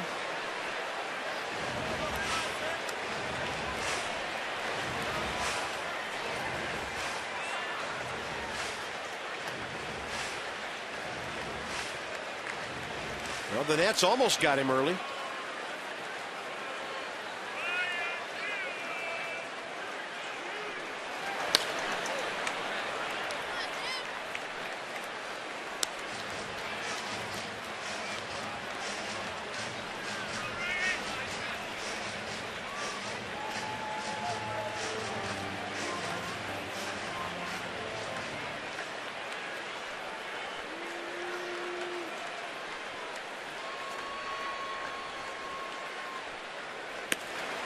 Close.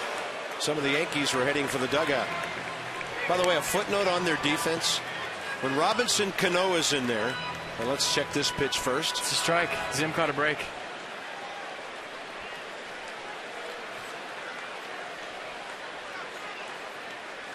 When Robinson Cano starts, the Yankees have an infield that's won 12 Gold Gloves. 1 for him, 2 for A-Rod, 4 for Teixeira, 5 for Jeter. Yankees don't get much credit for their defense. They've made the fewest errors in Major League Baseball this year. 25 errors in 62 games. You know what's funny about that? I think the Nationals infield is better. And they don't have the same credential. They don't have the same resume. And maybe someday they will. But defensively, I think the Nationals infield is much better. Well, the Nats have made only 34 errors, and that's the 3rd fewest in the National League. 3-2 to Zimmerman now. Breaking ball is fouled.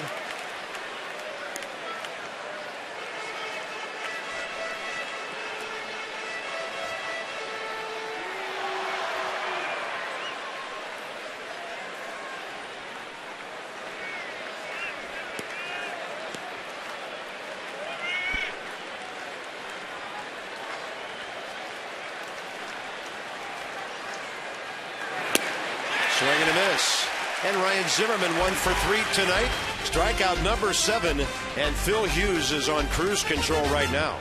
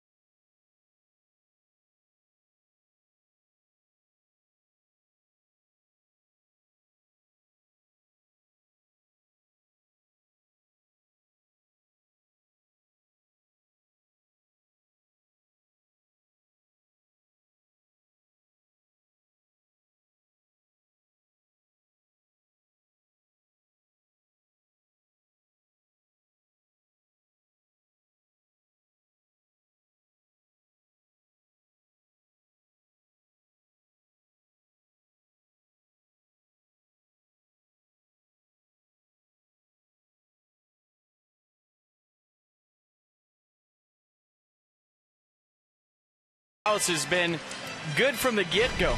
Just a 2-run third is the only blip on the radar screen, but against the New York Yankees, he'll take it. You look at the elevator fastball right there to Derek Jeter. Another challenge fastball right there to Granderson. Fastball by A-Rod. So the fastball's been good tonight. So is the curveball. 8 strikeouts in all for Gio Gonzalez, and he's got it going. A lot of work to get those 8 strikeouts. And don't forget, since the base running mistake by Alex Rodriguez, Gio Gonzalez has retired 6 straight. So he's been able to lock it in after that. The Washington area Toyota dealers want to help children receiving medical treatment at National Institutes of Health and their families. So they're making a donation to the Children's Inn at NIH of $37 for every strikeout recorded by a Nationals pitcher this season. Well, Gio has 8 tonight, 97 on the year. He may break 100 like Strasburg did in Toronto on Wednesday. Brett Teixeira went up first pitch swinging. Alex Rodriguez and Nick Swisher to follow here in the top of the 6th.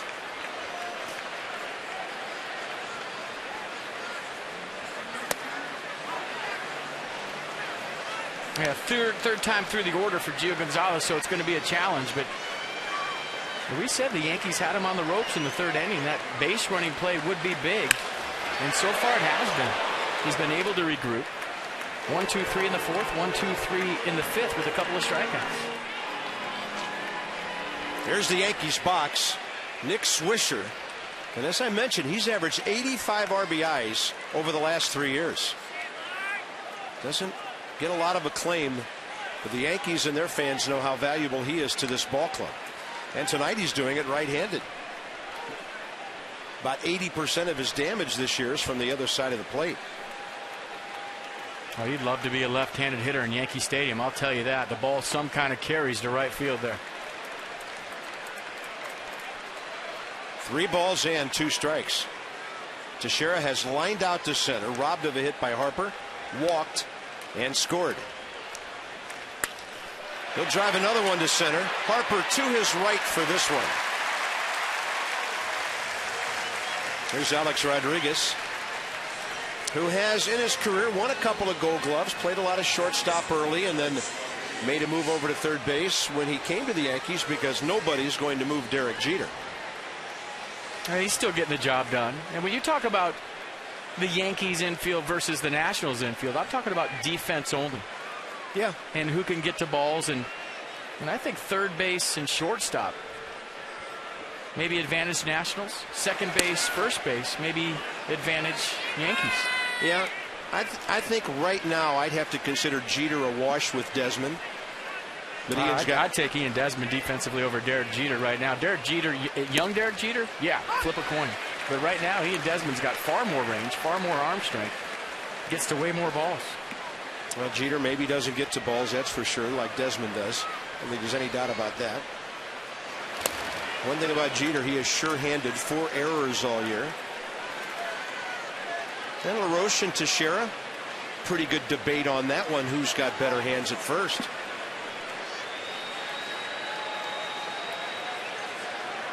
I haven't seen enough of Robinson Cano to know how good he is defensively. Oh, he's as good as it gets. Maybe the best defender at second base in baseball, period. So Desmond takes care of that one.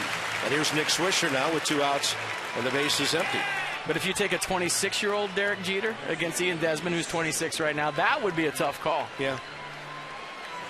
But I think even if Derek Jeter watched Ian Desmond play on a daily basis at shortstop and see him range to his right, throw on the run with that arm strength to first base, he'd go up the middle like he does, make all the plays with that power arm he has, plus the range and the soft hands. I think even Derek Jeter might give Desmond the nod.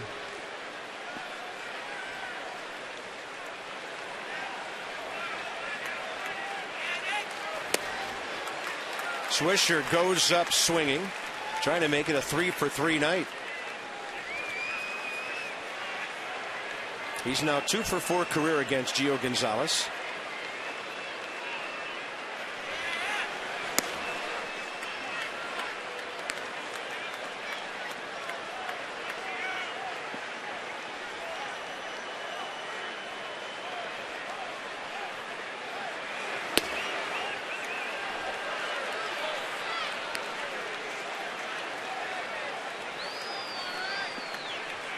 If the inning continues, Andrew Jones.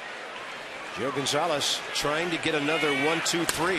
He has settled this game down for the Nats and for himself. And he gets a line drive right at Danny Espinosa.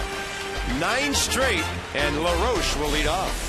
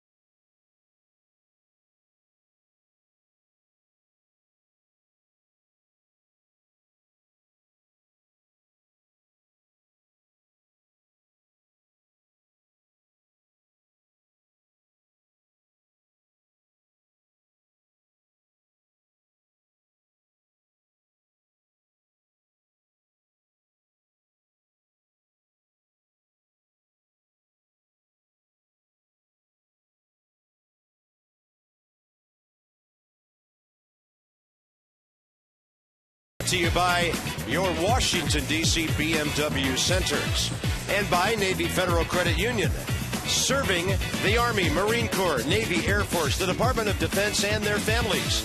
Federally insured by NCUA. Gorgeous night on the banks of the Anacostia. The Nats are on the board. They've stranded a bunch of runners, so they've had some shots against Phil Hughes, and pretty much the kind of game we expected. Although, you got to like the way Gio is matching up with the Yankee offense, that vaunted Yankee offense. You got to like the way Gio Gonzalez has settled down. And when you talk about the numbers Gio's had against the Yankees, 0-4 with an ERA in the mid-sevens career, maybe that was a younger Gio Gonzalez to where when the team scored 2 runs, couldn't settle down and make the adjustments necessary to keep his team in the baseball game. He's done that. He's retired 9 in a row since the A-Rod base running mistake.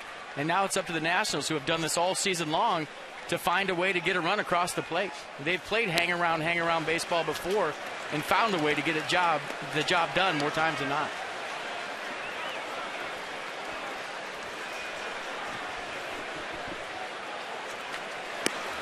Two balls and no strikes to Adam LaRoche. And the bottom of the 6th is underway. And one of the things as a veteran pitcher you learn, or a player for that matter, is how to slow the game down.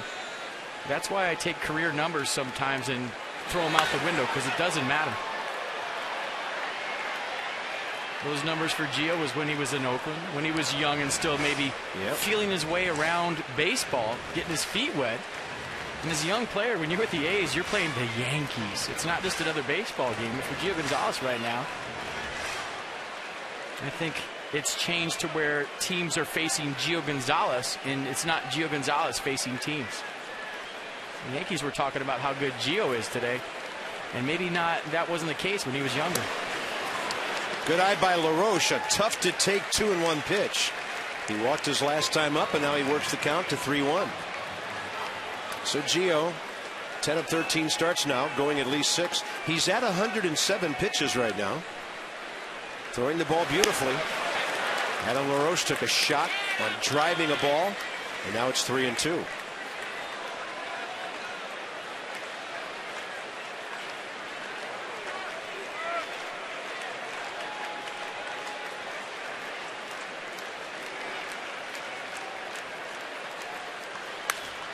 He will drive this one to center. Chasing Granderson back to the track and at the wall where he'll catch it about 400 feet away.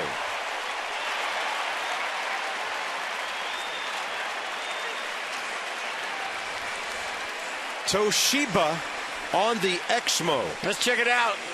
LaRoche got a fastball right down the middle, 93 miles an hour. Gave it a ride to center. But Granderson did a nice job of getting back on the baseball, not drifting on it, finding the fence and making the play.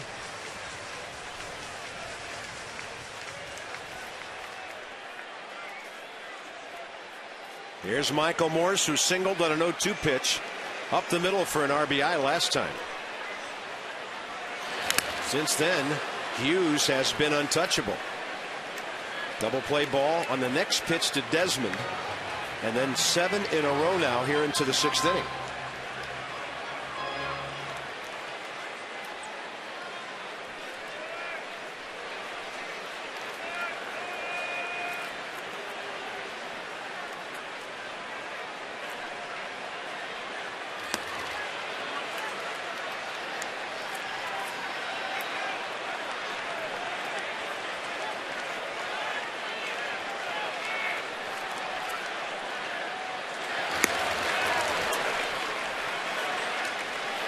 That fastball must look like it's going to be down in the zone, because we've seen hitter after hitter tonight chase that high heat from Phil Hughes. And sometimes it's the way the guy hides the baseball. Sometimes his delivery or release point. As a hitter, you think it's going to be down, it stays up. Nationals box score: 3 hits, 1 run. There was also a walk in that 3rd inning, but the double play ball hurt. Flores had a double back in the 2nd. Lombardozzi's been on a couple of times tonight. Well played, well pitched game on both sides so far.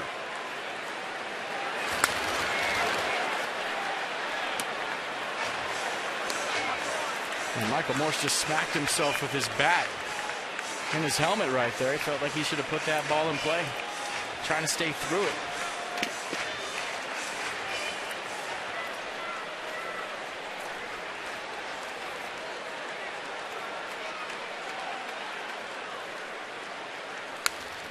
That fastball was riding up and in.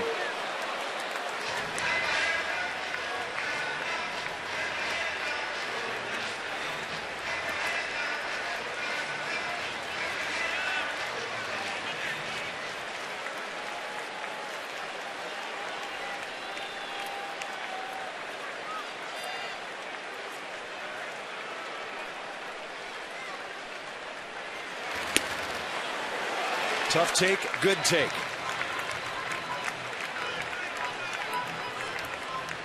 I did a nice job of fighting off that curveball last time up in a big situation to get that base hit and RBI. And Phil Hughes going all fastballs right here to the beast, just challenging him. Here it is, hit it. And he's got a good one tonight, folks.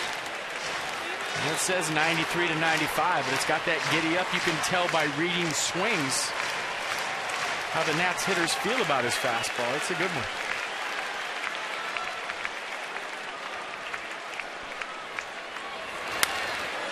Well, the more pitches Michael Morse sees, the more he fouls off. He's just getting closer and closer to driving something fair.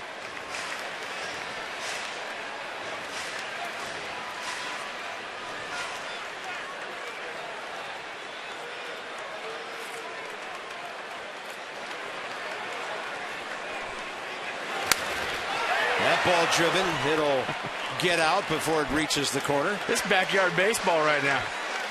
My best bolt against your best bolt. Good old-fashioned country hardball. Phil Hughes going right after Michael Morse. You get a handful at bats like this in your career to where a guy just rears back and throws fastballs.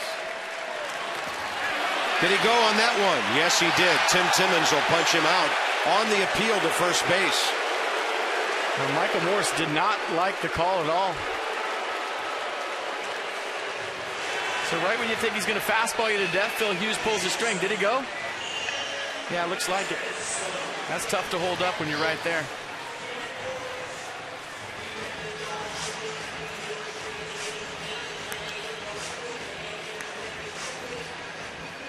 Base is empty, 2 outs. And Desmond stepping in.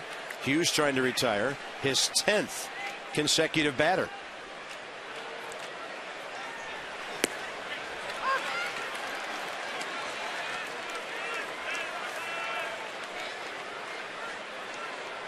Last time out, 6 1/3 against the Mets in a 4-2 win. 6 hits, 2 walks. Before that, a complete game at Detroit. 1 run on 4 hits. And Phil Hughes has gone only one other time beyond 7 innings this year. So this is one of his better starts.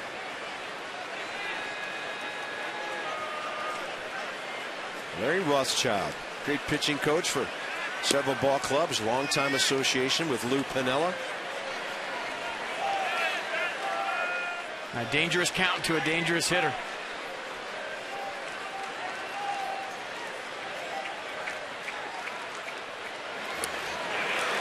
Good curveball from Hughes. Yeah, 2-1 count. Ian Desmond, you think you're going to get a fastball. You're betting on a heater right here. Phil Hughes got a good one going, and he pulls the string with a nasty hammer. Good pitch.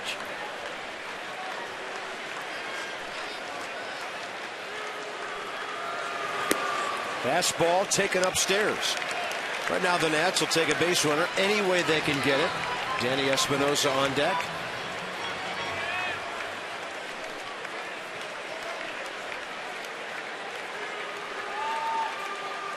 Desmond gets a breaking ball and singles to left field.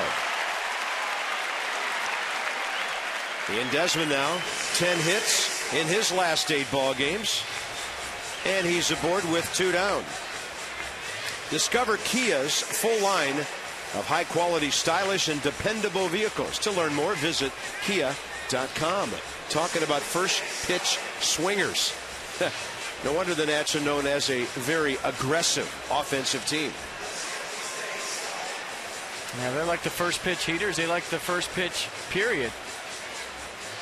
Rothschild out there talking to his pitcher right now, and it might have something to do with holding Ian Desmond close to first base right now in the bottom of the 6th of a 1-run game. Phil Hughes doing a nice job tonight in mixing up the fastball curveball combination. His fastball's been great, and that was not a bad pitch to Ian Desmond. He just went down, dug it out for a single. The pitches by inning right now, Phil Hughes with his highest yet, 23 and counting.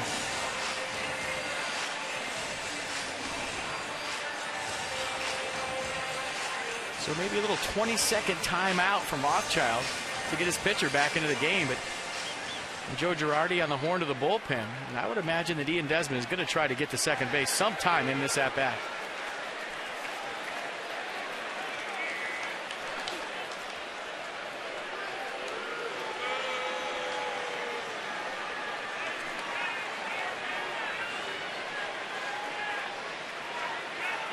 A lot of it depends on the pitcher. With Russell Martin career 26% caught stealing.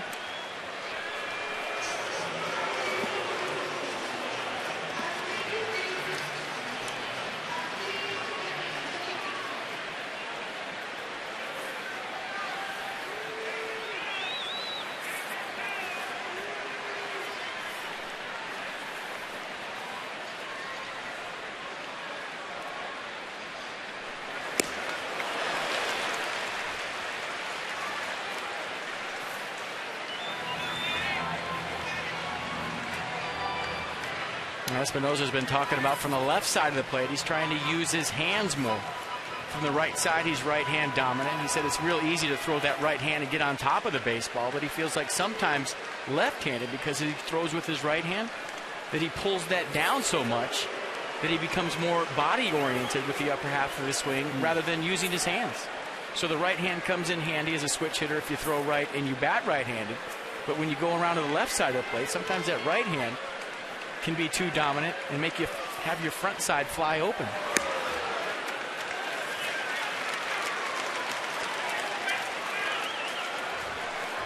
Yankees bullpen busy. Boone Logan, the lefty. Corey Wade, the right-hander. Right now their closer is Rafael Soriano, veteran guy who's been around for a while. He's 11 of 12 since taking over for the injured Mariano Rivera.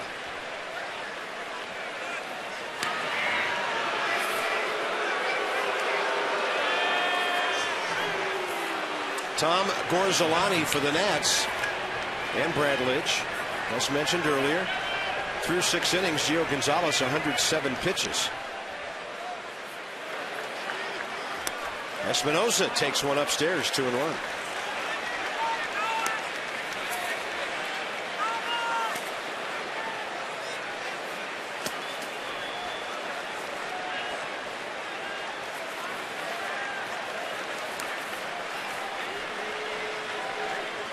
6 hits for the Nats, just 4 for the Yankees. 2-1 New York here. 2 outs, bottom 6.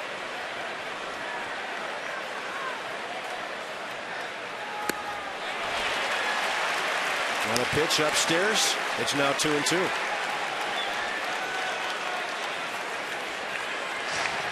Well, Phil Hughes is not speeding up his delivery to the plate. At least he didn't on that one. Desmond is trying to get a jump at first base, just can't get one.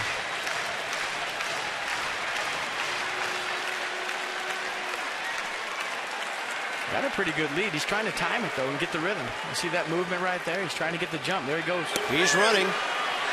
And that is strike 3. Danny Espinosa takes a called third strike for the second time tonight. 9 Nats have been struck out now by Phil Hughes.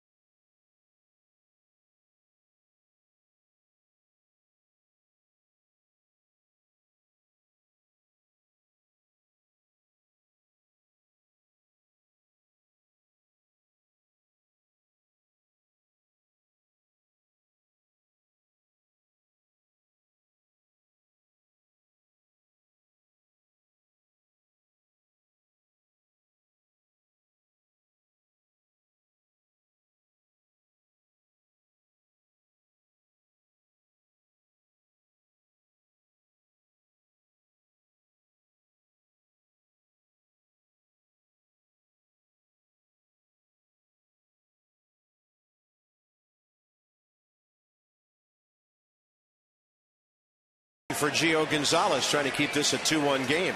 The Nats Live post-game concert series continues. July 21st, the Braves are here. Free post-game concert featuring the Wallflowers. Second of 3 this summer. Tickets start at just $10. Nationals.com/concerts. Some restrictions apply, subject to change. Hope you can join us on July 21st. Andrew Jones, Russell Martin, and Jason Nix for the Yankees. Well, this is one of those nights you talk about frequently, FP. Gio Gonzalez not at his best, but he's very much in the game, and he has battled his way. This will be pitch number 108. And really not more than half of his pitches for strikes tonight. 107 over 57 in 6 innings. I think battle is the key word that you use right there. And I think anytime you face a lineup like the Yankees, it has so much pop and hits so many home runs, you're going to have to fight. And every at-bat's going to be a battle. Zimmerman can't get it, neither can Desmond. And Andrew Jones has a leadoff hit, breaking a string of 9 consecutive hitters retired. Not often that a ball gets by both of these left side fielders. Yeah, I think he and Desmond was shocked that Zimmerman didn't get it, kind of gave up on it a little bit. I mean, he tried to go for it right here, but there was just a little false step that allowed that ball to sneak through. You can see the topspin on that ball on the Jose Cuervo Exmo. And that is it for Gio Gonzalez. Davey Johnson to the bullpen. So Gio will give up just 5 hits in 6+ innings. He struck out 8, walked a couple, and one of them resulted in a run. Quite a battle he waged against the toughest lineup in baseball tonight. This the bullpen, packaged by the UPS Store. We love logistics.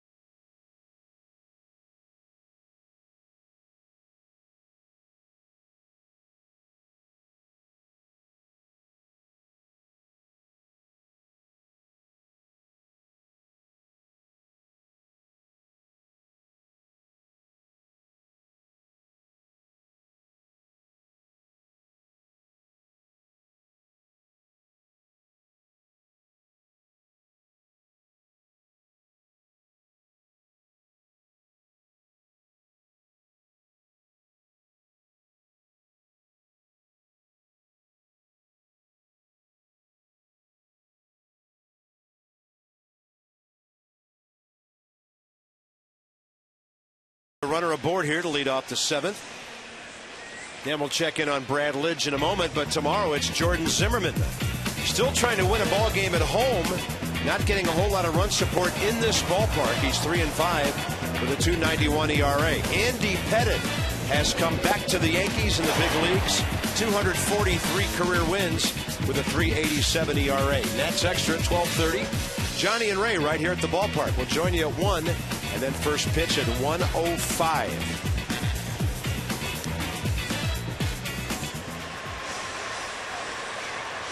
That Dwayne Wise will be pinch running now for Andrew Jones.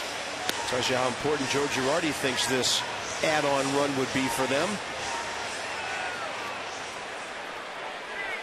10th game for Brad Lidge. You see the numbers on Lidge. 8 strikeouts versus 8 walks. When you look at his numbers as far as fastball to slider percentage, last year he threw the slider 72% of the time, fastball 28. This year, fastball 41% of the time, slider 58. So way more heaters this year from Brad Lidge. Oh my. No bother of a throw as Dwayne Wise was completely ignored by the Nats pitcher. Well, you want to see a good jump? Watch this. Dwayne Wise coming off the bench. He is ready to rock and roll, and nobody even covered second base because he got such a good jump. 6 without being caught this season. All of a sudden, Andrew Jones' Sinai single turns into a leadoff double for the Yankees. Just like that. Russell Martin has walked and been robbed of an extra base hit by Michael Morris on a drive to right field. In a one-run baseball game, in the top of the 7th, that almost looked like a defensive indifference, where the guy just took off and nobody's there, no throw. Strange.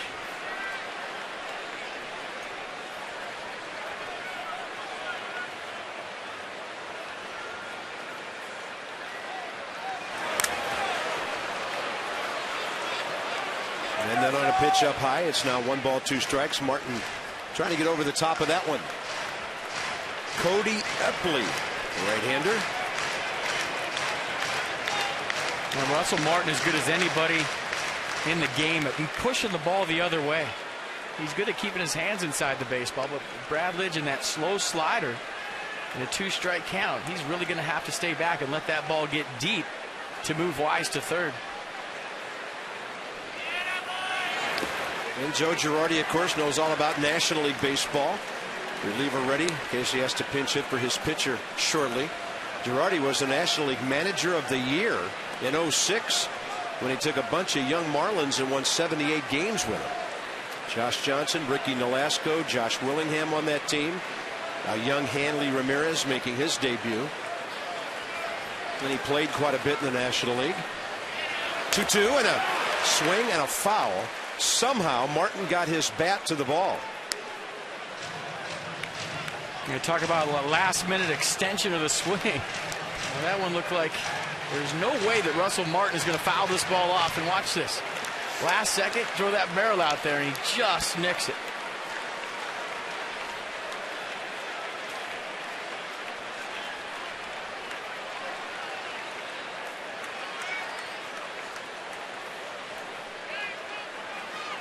Two.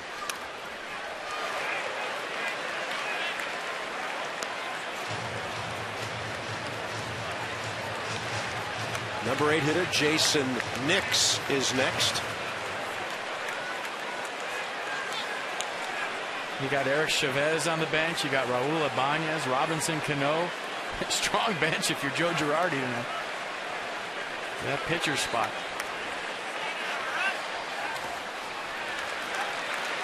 3-2.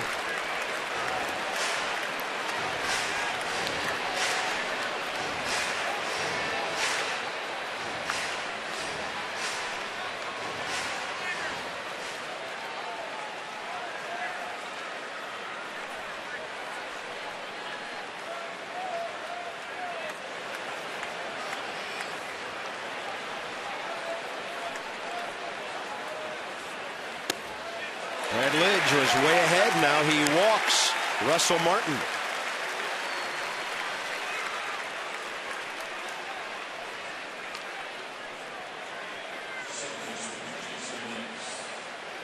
And Phil Hughes out in the on-deck circle right now. But I think whatever Jason Nix does right here will determine whether Joe Girardi keeps his starter in the game. If Nix sacrifices these two runners over, first and second, nobody out, gets them into scoring position. You see Girardi talking to his pitching coach right now on the bench. It's decision time.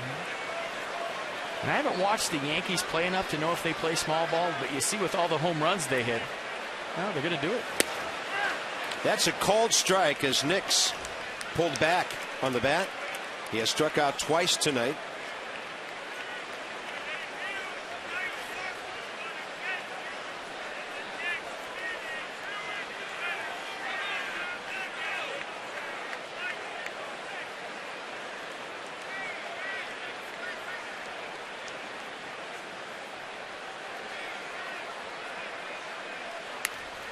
That ball pushed towards Zimmerman.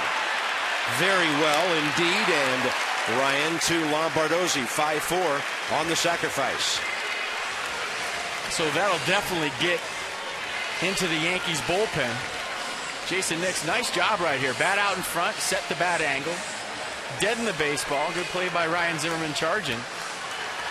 But good fundamental baseball all the way around for the Yankees this inning. Robinson Cano will be the pinch hitter. That's the reaction you hear from Yankee fans. It'll be his first pinch hitting appearance of the year because he's played in every one of their 62 previous games.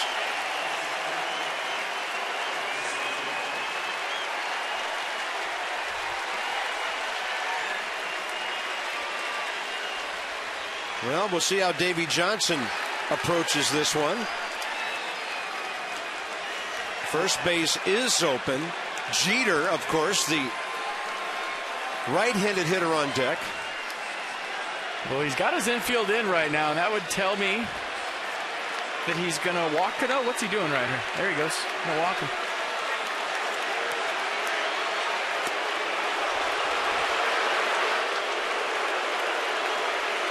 And I think the boos tell you we've got some Yankee fans in the yard tonight. You're going to walk him to get to a future Hall of Famer with 84 hits on the season. Davey Johnson going for the right-on-right matchup, trying, hoping to set up a double play.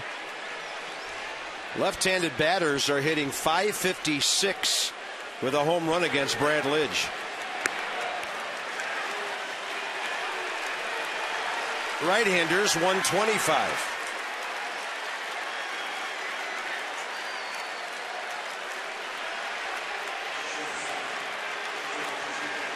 Well, this is a ball game right here.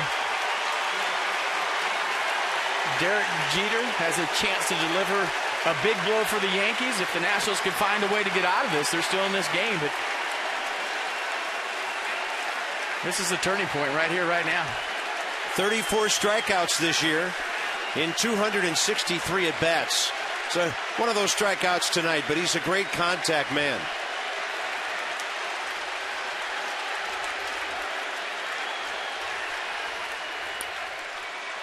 And a check swing.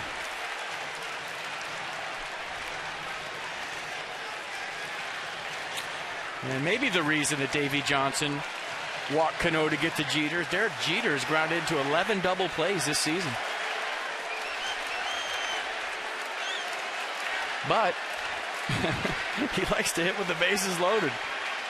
It's good stuff. One Grand Slam career. Fastball misses under his hands, and the count's even 1 ball, 1 strike. Lidge wanted it. Jesus Flores wanted it. I'm sure Davey Johnson did too.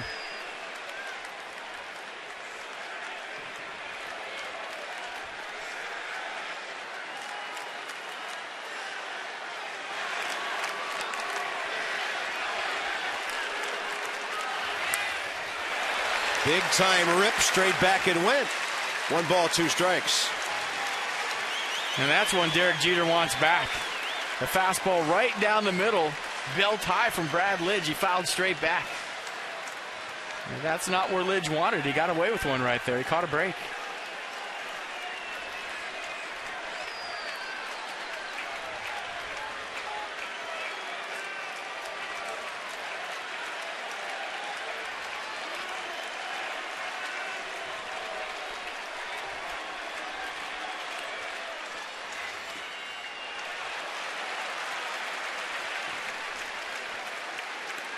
Andrew Jones led off the inning with a single. Dwayne Wise ran for him, stole second. Russell Martin walked, and then everybody moved up on the intentional walk to pinch hitter Robinson Cano.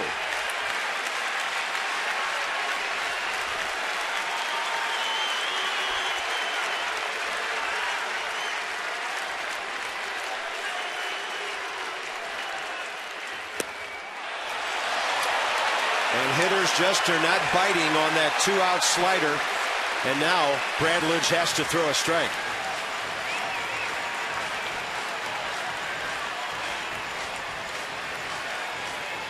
Derek Jeter has always thrived in these situations. And a great shot of Jeter right there, talking to himself, telling him to keep his front side closed.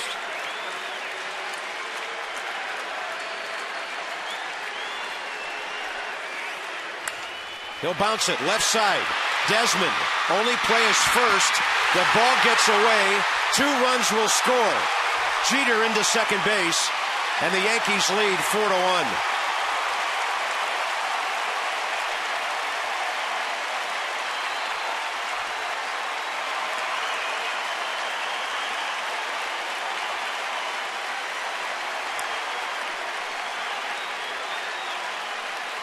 And Desmond had to go into the hole right here, and he knew he had to hurry because of the speed of Jeter. Just another tweener that you thought Ryan Zimmerman had a shot at first. It got by him, and then Desmond can't make the throw on the run, and LaRoche can't make the pick on the backside.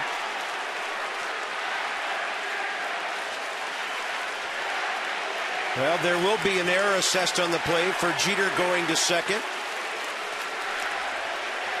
And this call to the bullpen, brought to you by Chevrolet and their award-winning cars, trucks, and crossovers.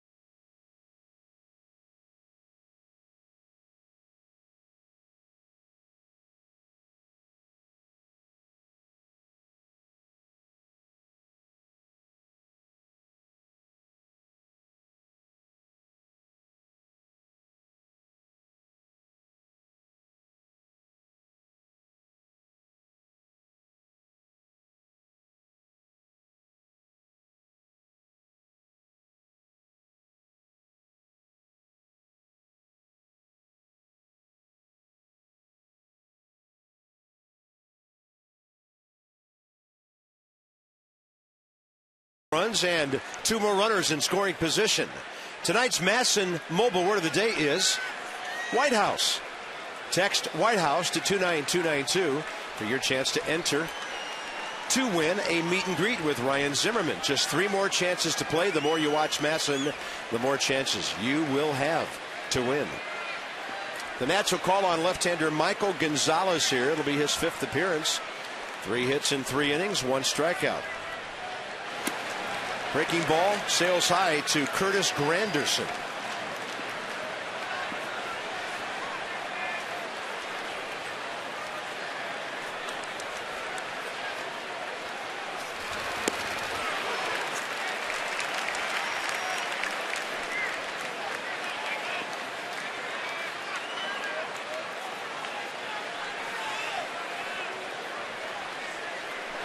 Gonzalez working quickly. That ball slapped foul.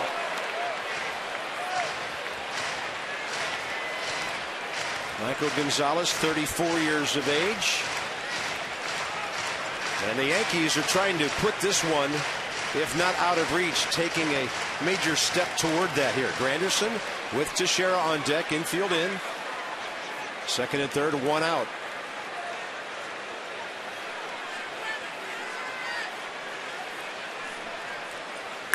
Granderson drives this ball to the left field corner. The Yankees will lead 6-1. Granderson into second base. RBIs number 37 and 38.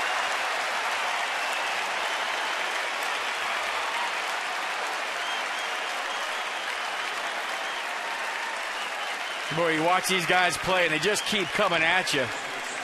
There's no real weak spot in this whole lineup. A nice piece of hitting right there by Granderson. Got a fastball out over the plate. Did a nice job of fouling off the pitch before that to get to that pitch and just drove that ball the other way. 3 runs charged to Brad Lidge.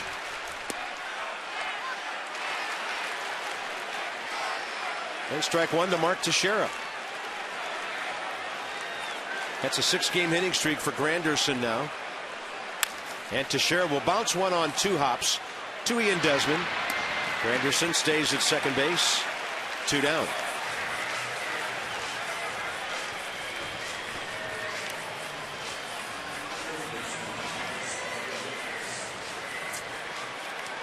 Alex Rodriguez. 1 for 3 with an RBI single back in the third, tying him with Jimmy Fox for number 6 on the all-time major league list. 1,925 RBIs.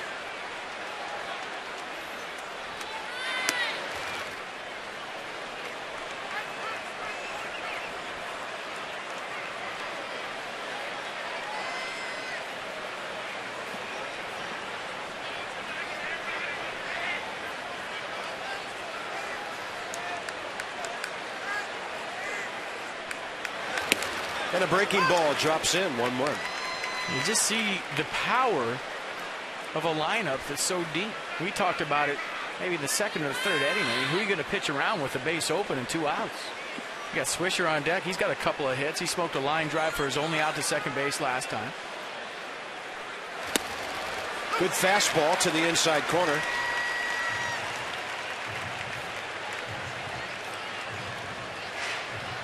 Well, and tomorrow that lineup would be a little better when Robinson Cano starts against the Nats right-hander Jordan Zimmerman.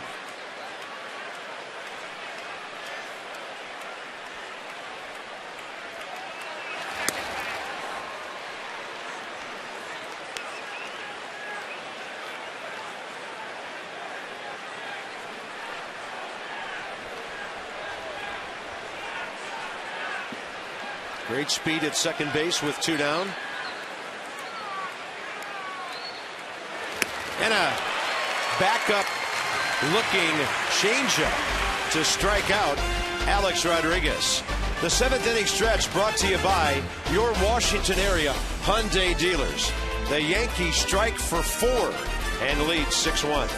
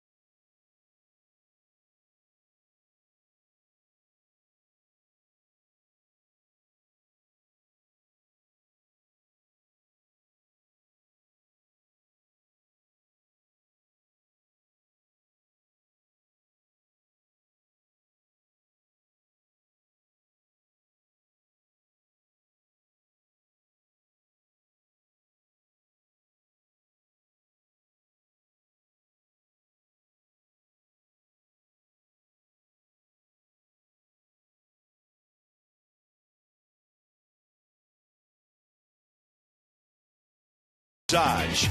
Go to Dodge.com or visit your local Dodge dealer this weekend. And by Verizon Fios. Welcome to America's fastest, most consistent, most reliable internet. Welcome to Life on Fios. Gorgeous baseball night in Washington, D.C., and the Yankees have just put a light of their own on the scoreboard. The solutions that help you achieve your financial goals, PNC Bank, for the achiever in you.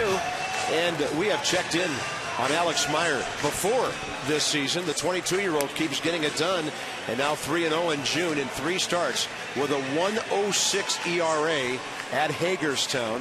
Potomac may be in his windshield very shortly. He's ready. Call him up. Dwayne Wise stays in now for Andrew Jones to play left field. And the pitcher is 26-year-old Cody Epley.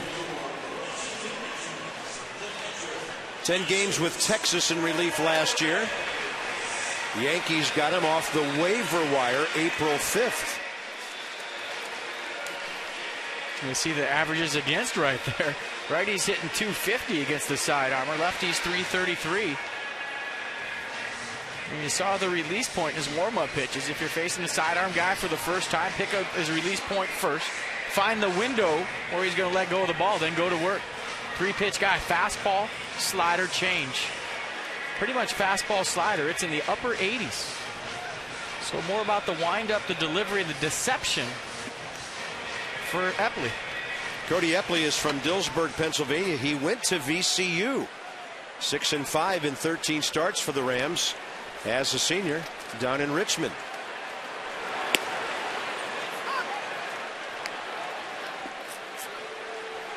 Flores and then Bernardina to hit for Michael Gonzalez.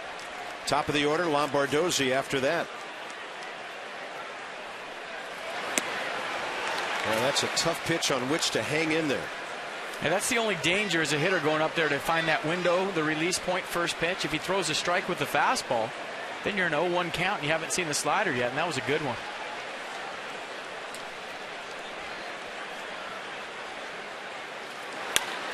He just had Flores reaching out and tapping a fly ball to short center. Curtis Granderson for the first out. And now Roger Bernardina will be the pinch hitter with 1 out here in the 7th inning. Valero keeping America moving.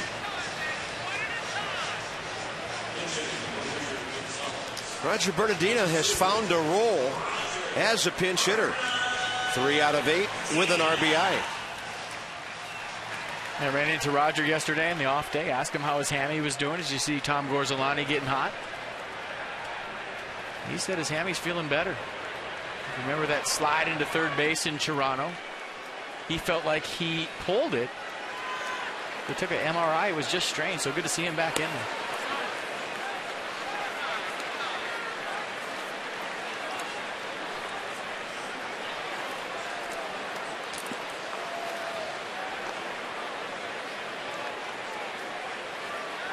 A-Rod on the grass at third, respecting Roger's speed.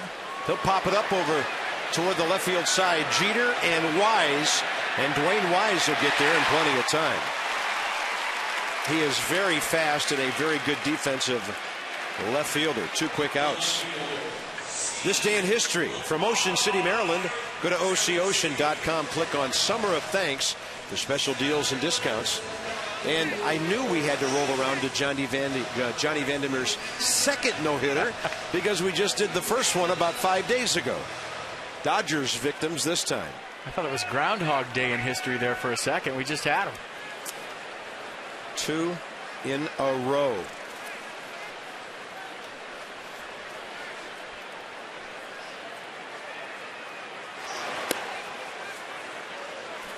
Top of the order now. Steve Lombardozzi, 1 for 2 with a walk. The truck is telling me they would love Groundhog Day in history, so they could just put up the same graphic every single day right there.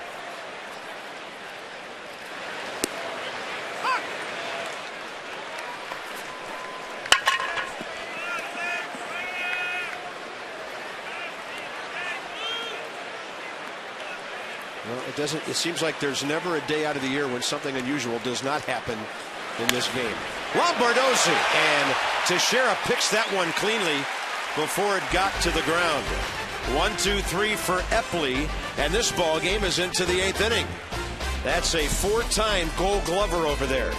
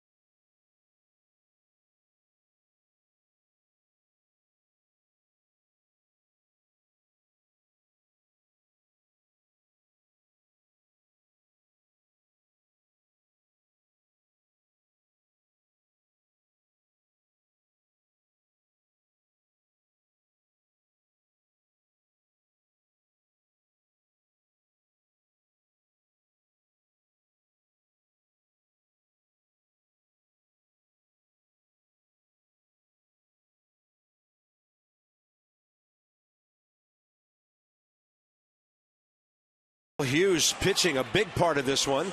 Steve Lombardozzi for the Nats been on base a couple of times. So has Derek Jeter. 2 runs scored, a run driven in, and then Curtis Granderson really opened things up with that 2-run double capping off a 4-run 7th. And just like we promised early in the game, it's Miller time, brought to you by Miller Lite. Let's talk about and show the Granderson double. Big part of this baseball game. Got a fastball out over the plate.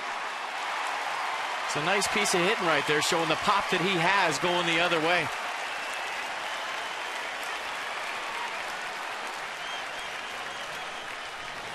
Tom Gorzelani now for the Nats against Swisher, Wise, and Martin for the Yankees.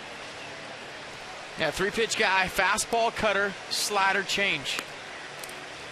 He's done a nice job all year long for the Nats out of the bullpen.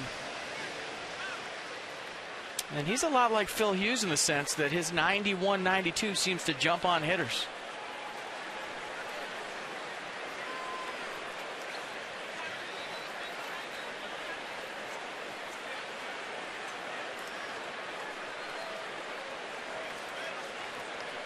Well, Nick Swisher hitting .207 from the right side coming into this game. Will have his 4th right-handed at bat tonight, and he's 2 for 3 with an RBI.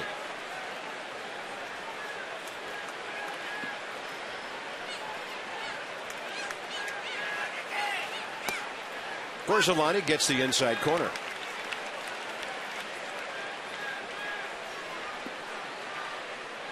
Mets are still trailing. The Braves are still behind in their game. The Phillies are being shut out, and the Marlins are being shut out. So the Nats, no matter how this one goes tonight, getting lots of help from the American League.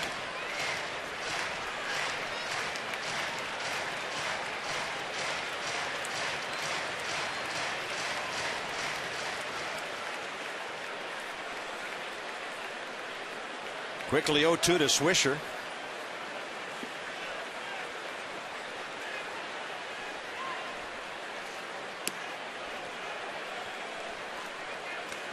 I think when you look back at this game, you're going to look back to Ian Desmond's at-bat in the 3rd inning. First pitch. That's the only time that Phil Hughes showed any kind of signs of wavering tonight. The bases loaded, 1 out. He got a first pitch. He hit it to Derek Jeter for the 6-4-3 double play, and that was the rally, the answer the Nats had for the 2 runs that the Yankees scored at the top of the 3rd. And that's what they've done recently, is when the other team scores, they answer, and that was a big play in this ballgame. Bases were loaded, 1 out at the time. Yeah, frustrating inning. You get a walk in 3 hits, 1 run. But Ian Desmond is a guy who's gotten clutch hit after clutch hit all season long, especially late in the game. And that time it just didn't work out. Reaching for that one, Swisher hits it to Ian Desmond for the first out. A reminder about that mid-season flex plan to ignite your natitude. Pick 3 games, get a free new era ball cap. Go to nationals.com/flex. Minimum 2 plans, 1 ball cap per plan. Some restrictions apply. Here's the first at bat for Dwayne Wise, who came in to run for Andrew Jones, then take over in left field. 4 for 25 on the year.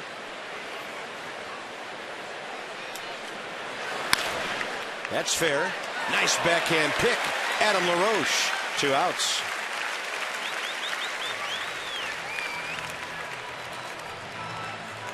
Bringing in Russell Martin.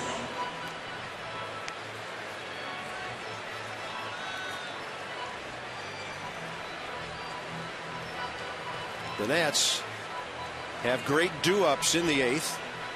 Bryce Harper was on deck when Lombardozzi hit that ball hard, picked off by Teixeira.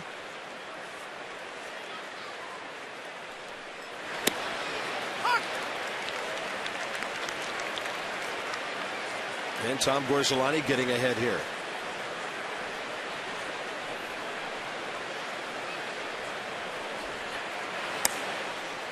Nats just came from Russell Martin's neighborhood, East York, Ontario. He's from.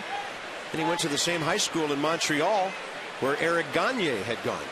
Yeah, it made me feel real old when he was playing with the Dodgers. He came up to me and said, "I used to watch you play for the Expos." I used to go to all the games. You're my favorite player. Thanks, Russell.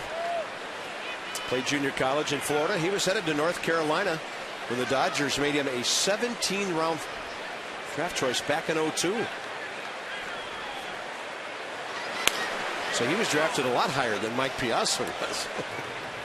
Worked out okay for him. What was that, Piazza 62nd round? Yeah. Martin 17th. As a favor to Tommy Lasorda, or a favor that Tommy Lasorda did to Mike Piazza's dad because they knew each other. I wonder how many 62nd round draft choices are in Cooperstown. I think he's going to be the first one.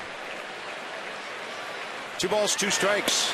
Orzelani with a good looking breaking ball. Nissan will track it.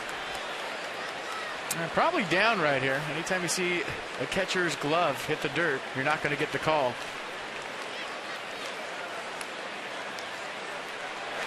And a 3-2 drilled up the middle.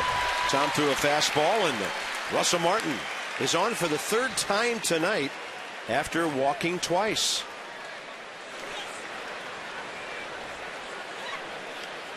Eric Chavez, the longtime Oakland Athletics slugger, will pinch hit here for Jason Nix.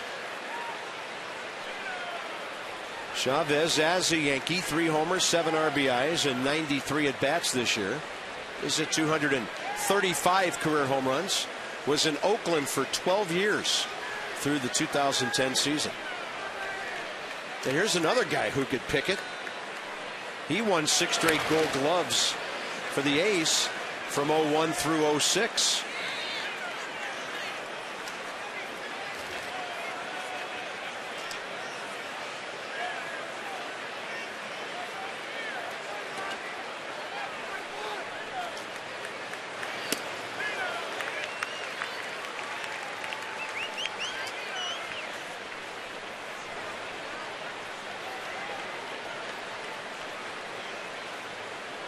Played with Xavi in Oakland in 2001. One of the best defensive third basemen I've ever seen. Yeah, all he did that year was drive in 114 runs and hit 32 homers and won the first of his 6 Gold Gloves. 34 years of age now. The Yankees signed him as a minor league free agent prior to last year, and then re-signed him this February after he hit 263 with New York last year. And he takes the breaking ball well outside, 2-2.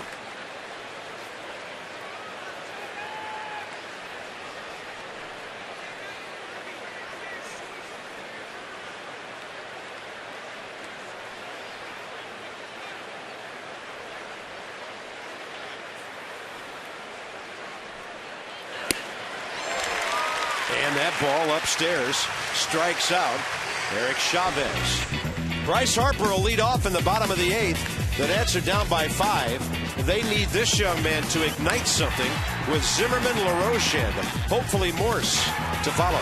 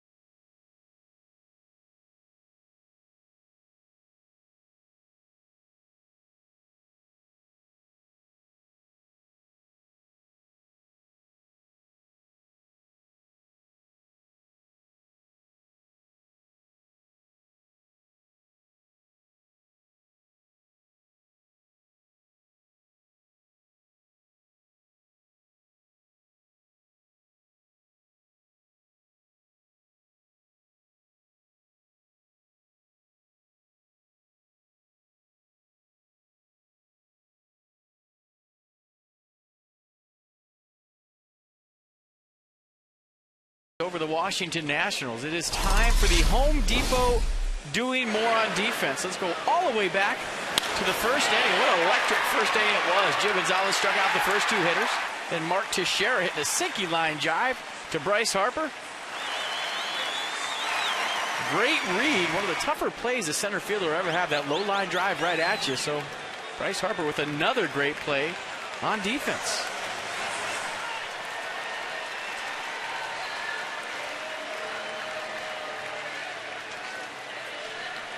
Left-hander Clay Rapata for the Yankees.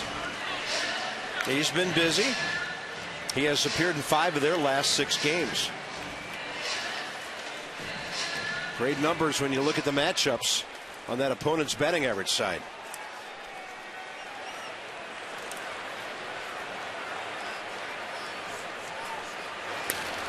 First pitch swinging, and Harper fouls it straight back. If anybody fouls one back up to this booth, it's going to be Bryce Harper. It's the closest one I've seen all year. How much money you got to back up that bet? This guy? Are you kidding me?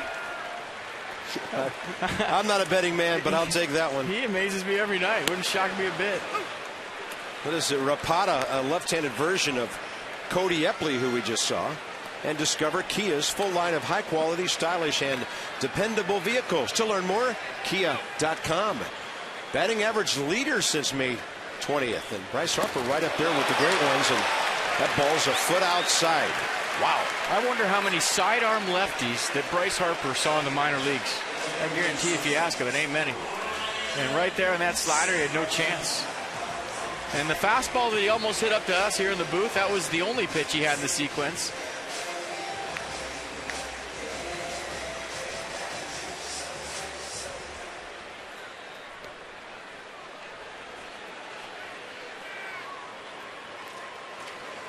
Ryan Zimmerman 1 for 3.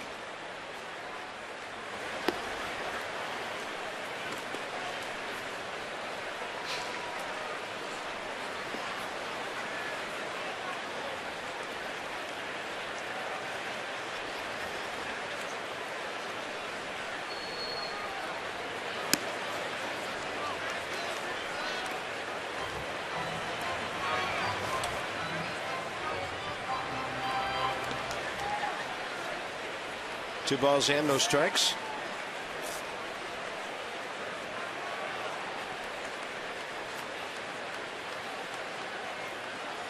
Christina, Ryan hosted his night at the ballpark last night. How did it go? Well, I think it was the largest turnout yet in the history of the fundraiser. It was a great setup, a very intimate scene that raised over $200,000 for the Zims Foundation, which is Ryan's personal charity, raising money for the treatment and a cure for multiple sclerosis. His mother, Cheryl, who was diagnosed in 1995, was in attendance with Ryan's family. That ball caught by Swisher right in front of the scoreboard.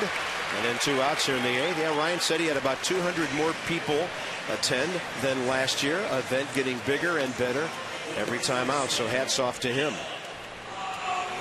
Adam LaRoche is 0 for 2 with a walk. The Nats have had 1 base hit since Michael Morse RBI single back in the 3rd. And that was Ian Desmond with a 2-out single in the 6th. Phil Hughes, Cody Epley, and now Clay Rapata trying to shut down the Nats the rest of the night.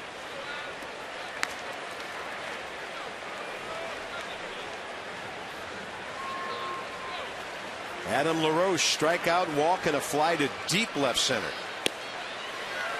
And this is where I think interleague play gets real tough for hitters on both sides. You know, starting pitcher, you might have faced him somewhere down the road, but when you're talking about specialists, sidearm guys that come in, relievers from the other league, you have no history against these guys. This is where it becomes a fight.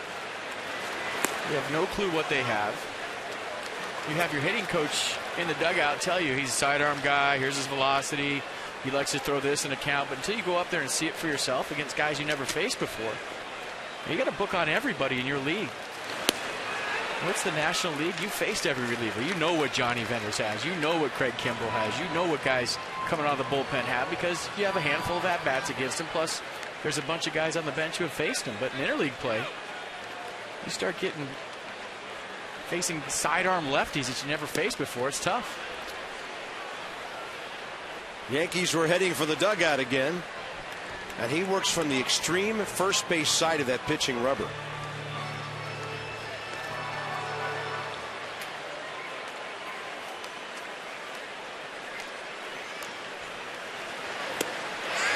Adam LaRoche gone.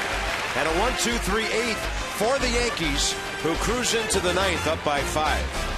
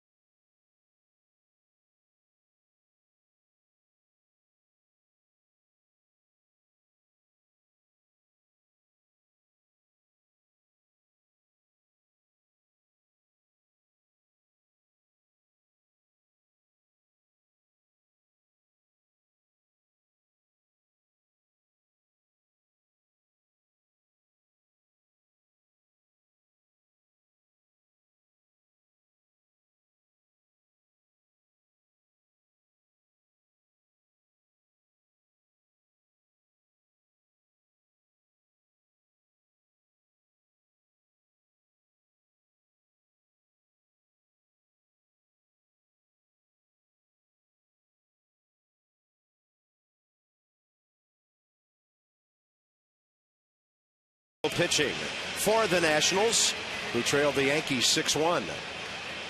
The Nats have walked a couple of times tonight for every one this season. $50 to the Boys and Girls Club of Greater Washington, D.C.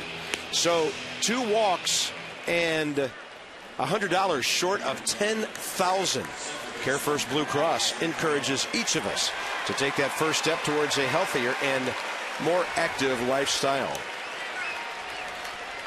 Here's another at bat for Robinson Cano, who stayed in to play second base after pinch hitting in the 7th. Nats walked him intentionally. And then Jeter and Granderson got the RBI hits to make a 2-1 game, 6-1.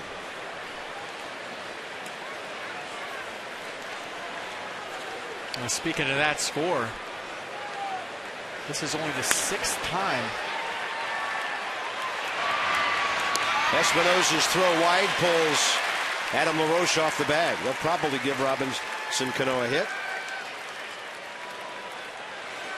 The 6th time in 62 games the Nats have trailed by 5 runs or more. The last time was May 19th against Baltimore. 6 times in 62 games. Yeah, and that was the Saturday night game when they battled back and made it 6-5 by the time it was all over.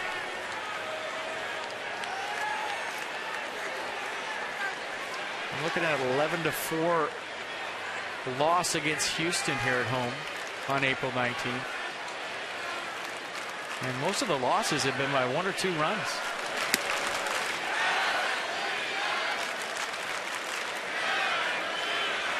See, 9-3 against Philadelphia on May 6th.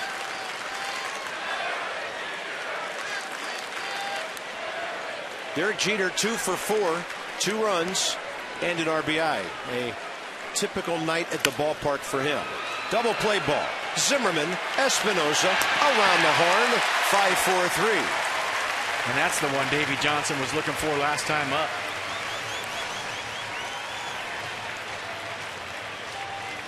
The Potomac Nationals have some things ahead.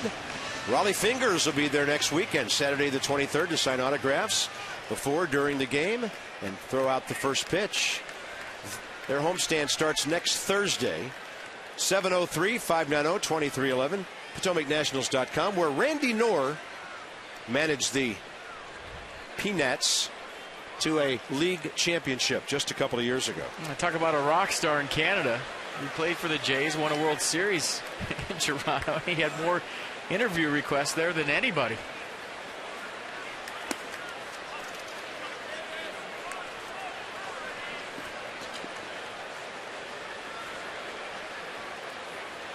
Curtis Granderson 1 for 4 with a 2-run double.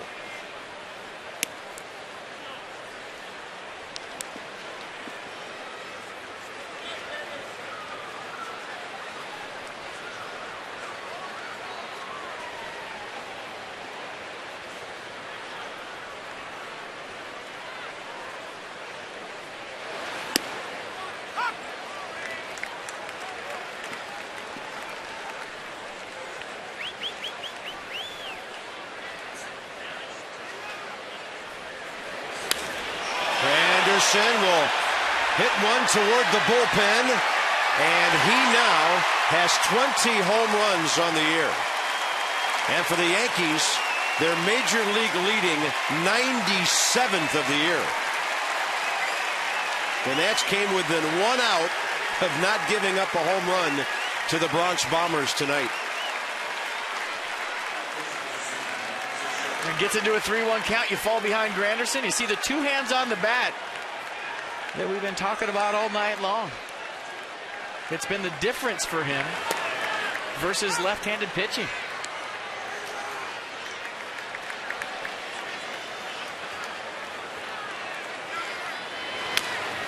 (7-1) New York now. They've out-hit the Nats 10-6. And after talking to Kevin Long around the Yankees cage today about 2 hands on the bat versus letting go with 1 hand, I'm going to call my son tonight and tell him to keep both hands on the bat. He had me sold within about 5 minutes. That's his 7th home run versus lefties this year. A guy who historically, before 2010, didn't do anything against lefties.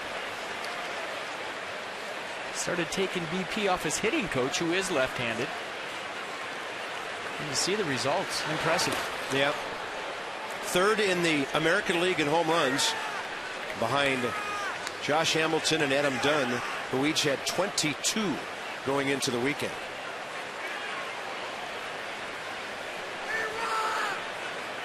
I might keep 2 hands on the microphone tomorrow in the Open, too. I'm sold. Way out ahead of that one is Mark Teixeira.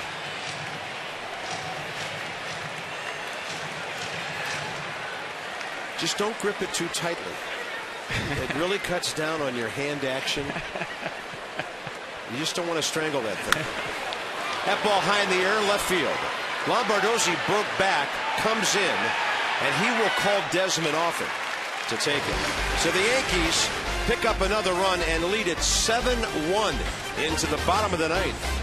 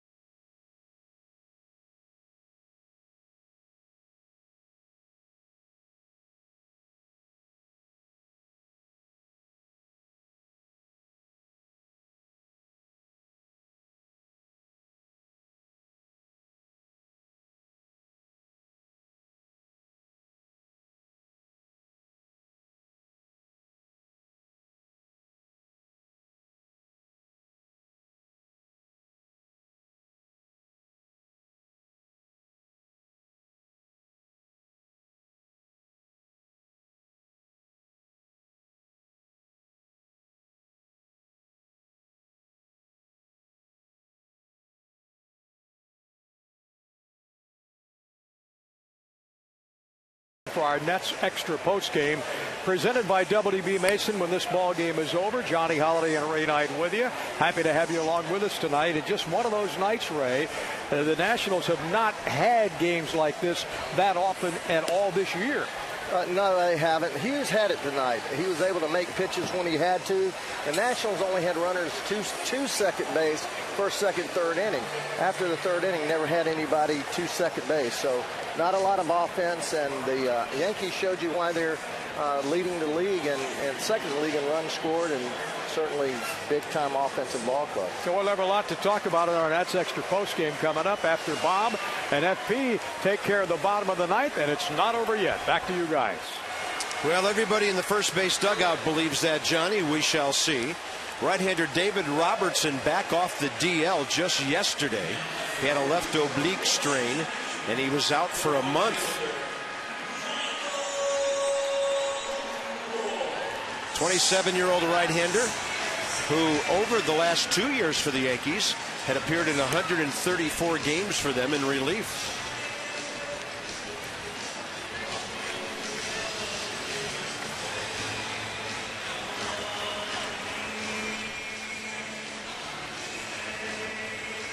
Remember, your Washington area Lexus dealers donate $200 to the Children's National Medical Center every time a National hits a home run this year. Nothing tonight for the Nats in the power department. They have hit 62 home runs, fifth highest in the National League. Michael Morse leads off.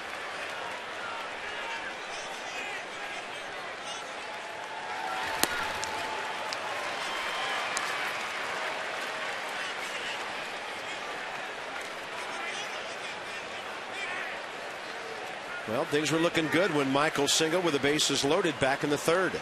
Ball was hit sharply at Curtis Granderson. Bo Porter had to hold Bryce Harper at third. And then on the next pitch, he and Desmond hit into a 6-4-3, and the Nats have had one single since then.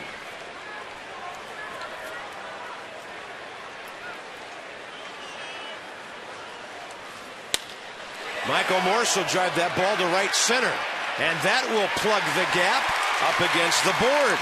And Michael Morse has a multi-hit game. I'm telling you, folks, we're sitting on a powder keg with that guy. It's going to go off here soon. Absolutely, especially when you're going that way like that. So when you look back at the huge ninth-inning rally, you'll say it all started with a double to right center field off the bat of Michael Morse. I like it. Next up, Ian Desmond, 1 for 3.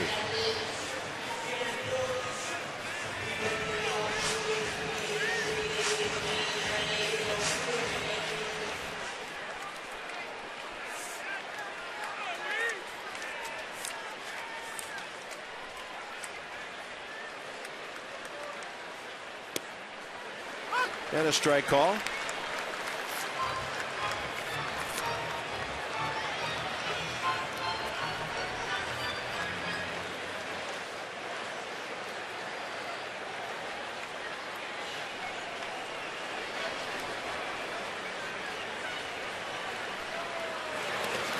Nasty breaking ball, well blocked by Russell Martin. Tonight's copyrighted telecast presented by authority of the Washington Nationals and may not be reproduced or retransmitted in any form. And the accounts and descriptions of this game may not be disseminated without the express written consent of the Washington Nationals.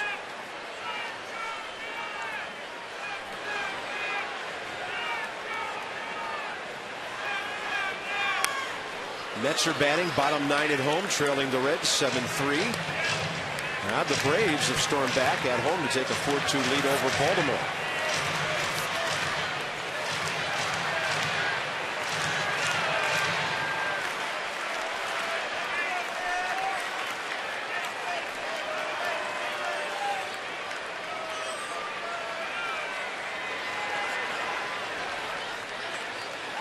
Desmond goes the other way.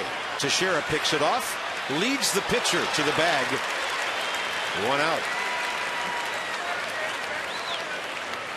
Now, the best part about tonight for the Nationals, if they don't mount a huge rally here in the bottom of the ninth, is you sleep fast and come right back to the ballpark tomorrow for a day game. This isn't one you have to sit on till tomorrow night. It's not one you have to gnaw and think about all day tomorrow. Before those guys know it, they'll be right back at the ballpark tomorrow morning playing a baseball game, and that's the beauty of the schedule when you go day game after a night game. Don't have to think about it. Andy Pettit, Jordan Zimmerman tomorrow. Andy Pettit, by the way, has made a nice return to the major leagues. He's 3-2 in 6 starts with a 2.81 ERA. So he's pitched deep enough 5 out of 6 times to get a decision. Well, maybe you set a tone for tomorrow by getting an RBI here if you're Danny Espinoza and getting the Nats back on the board here.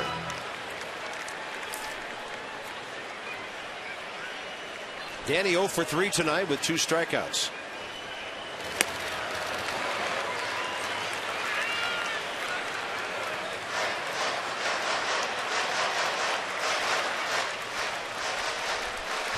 These guys haven't had many at-bats all year long that really haven't meant anything. I mean, they all count. They all mean something. But I'm talking about grinding out at-bat after at-bat, close ball game after close ball game, especially late.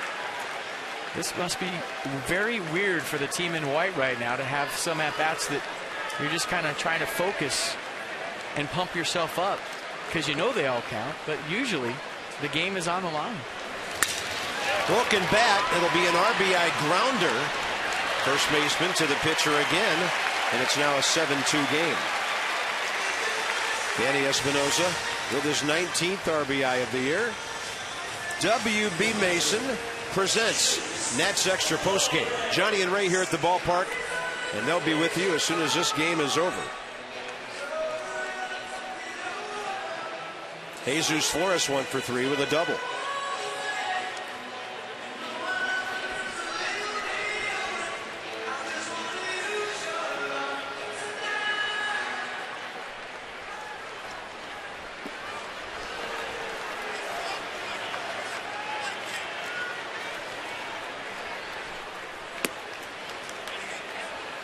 Yankees about to win their 7th in a row, and for them that'll be 10 of their last 11 and 17 of their last 21.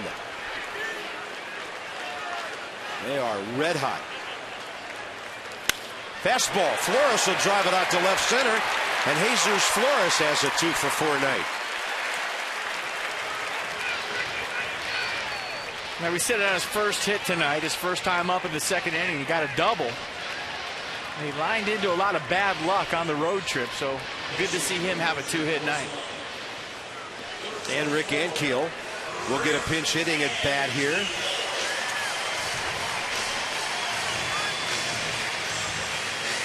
Overall numbers for Rick, who homered in Toronto, and as a pinch hitter this year, he's 2 for 8 with 2 batted in.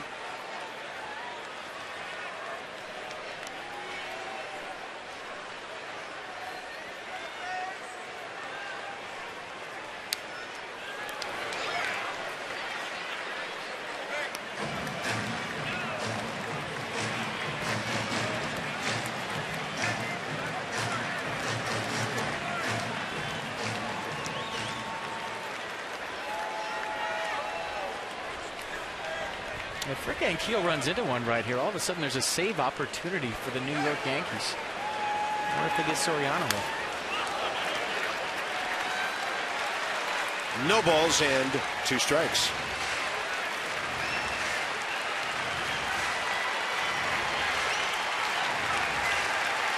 $41,416 were here tonight. Game got off to a great start for the Nats. And it's been all Yankees since the 3rd inning. 0-2 to Ankiel. He went. A throw to first. Game over. And in a battle of first place teams in the East in their respective leagues, the Yankees take this one 7-2. Out hitting the Nationals 10-8 for F.P. Santangelo and Christina Acra, Bob Carpenter. The Yankees win this one going away, and the Nats will try it behind Jordan Zimmerman against Andy Pettit tomorrow. Nats Extra 12:30. This has been a Masson presentation. Nats Extra here at the ballpark. Johnny and Ray brought to you by W.B. Mason. And from the booth, so long for just a while.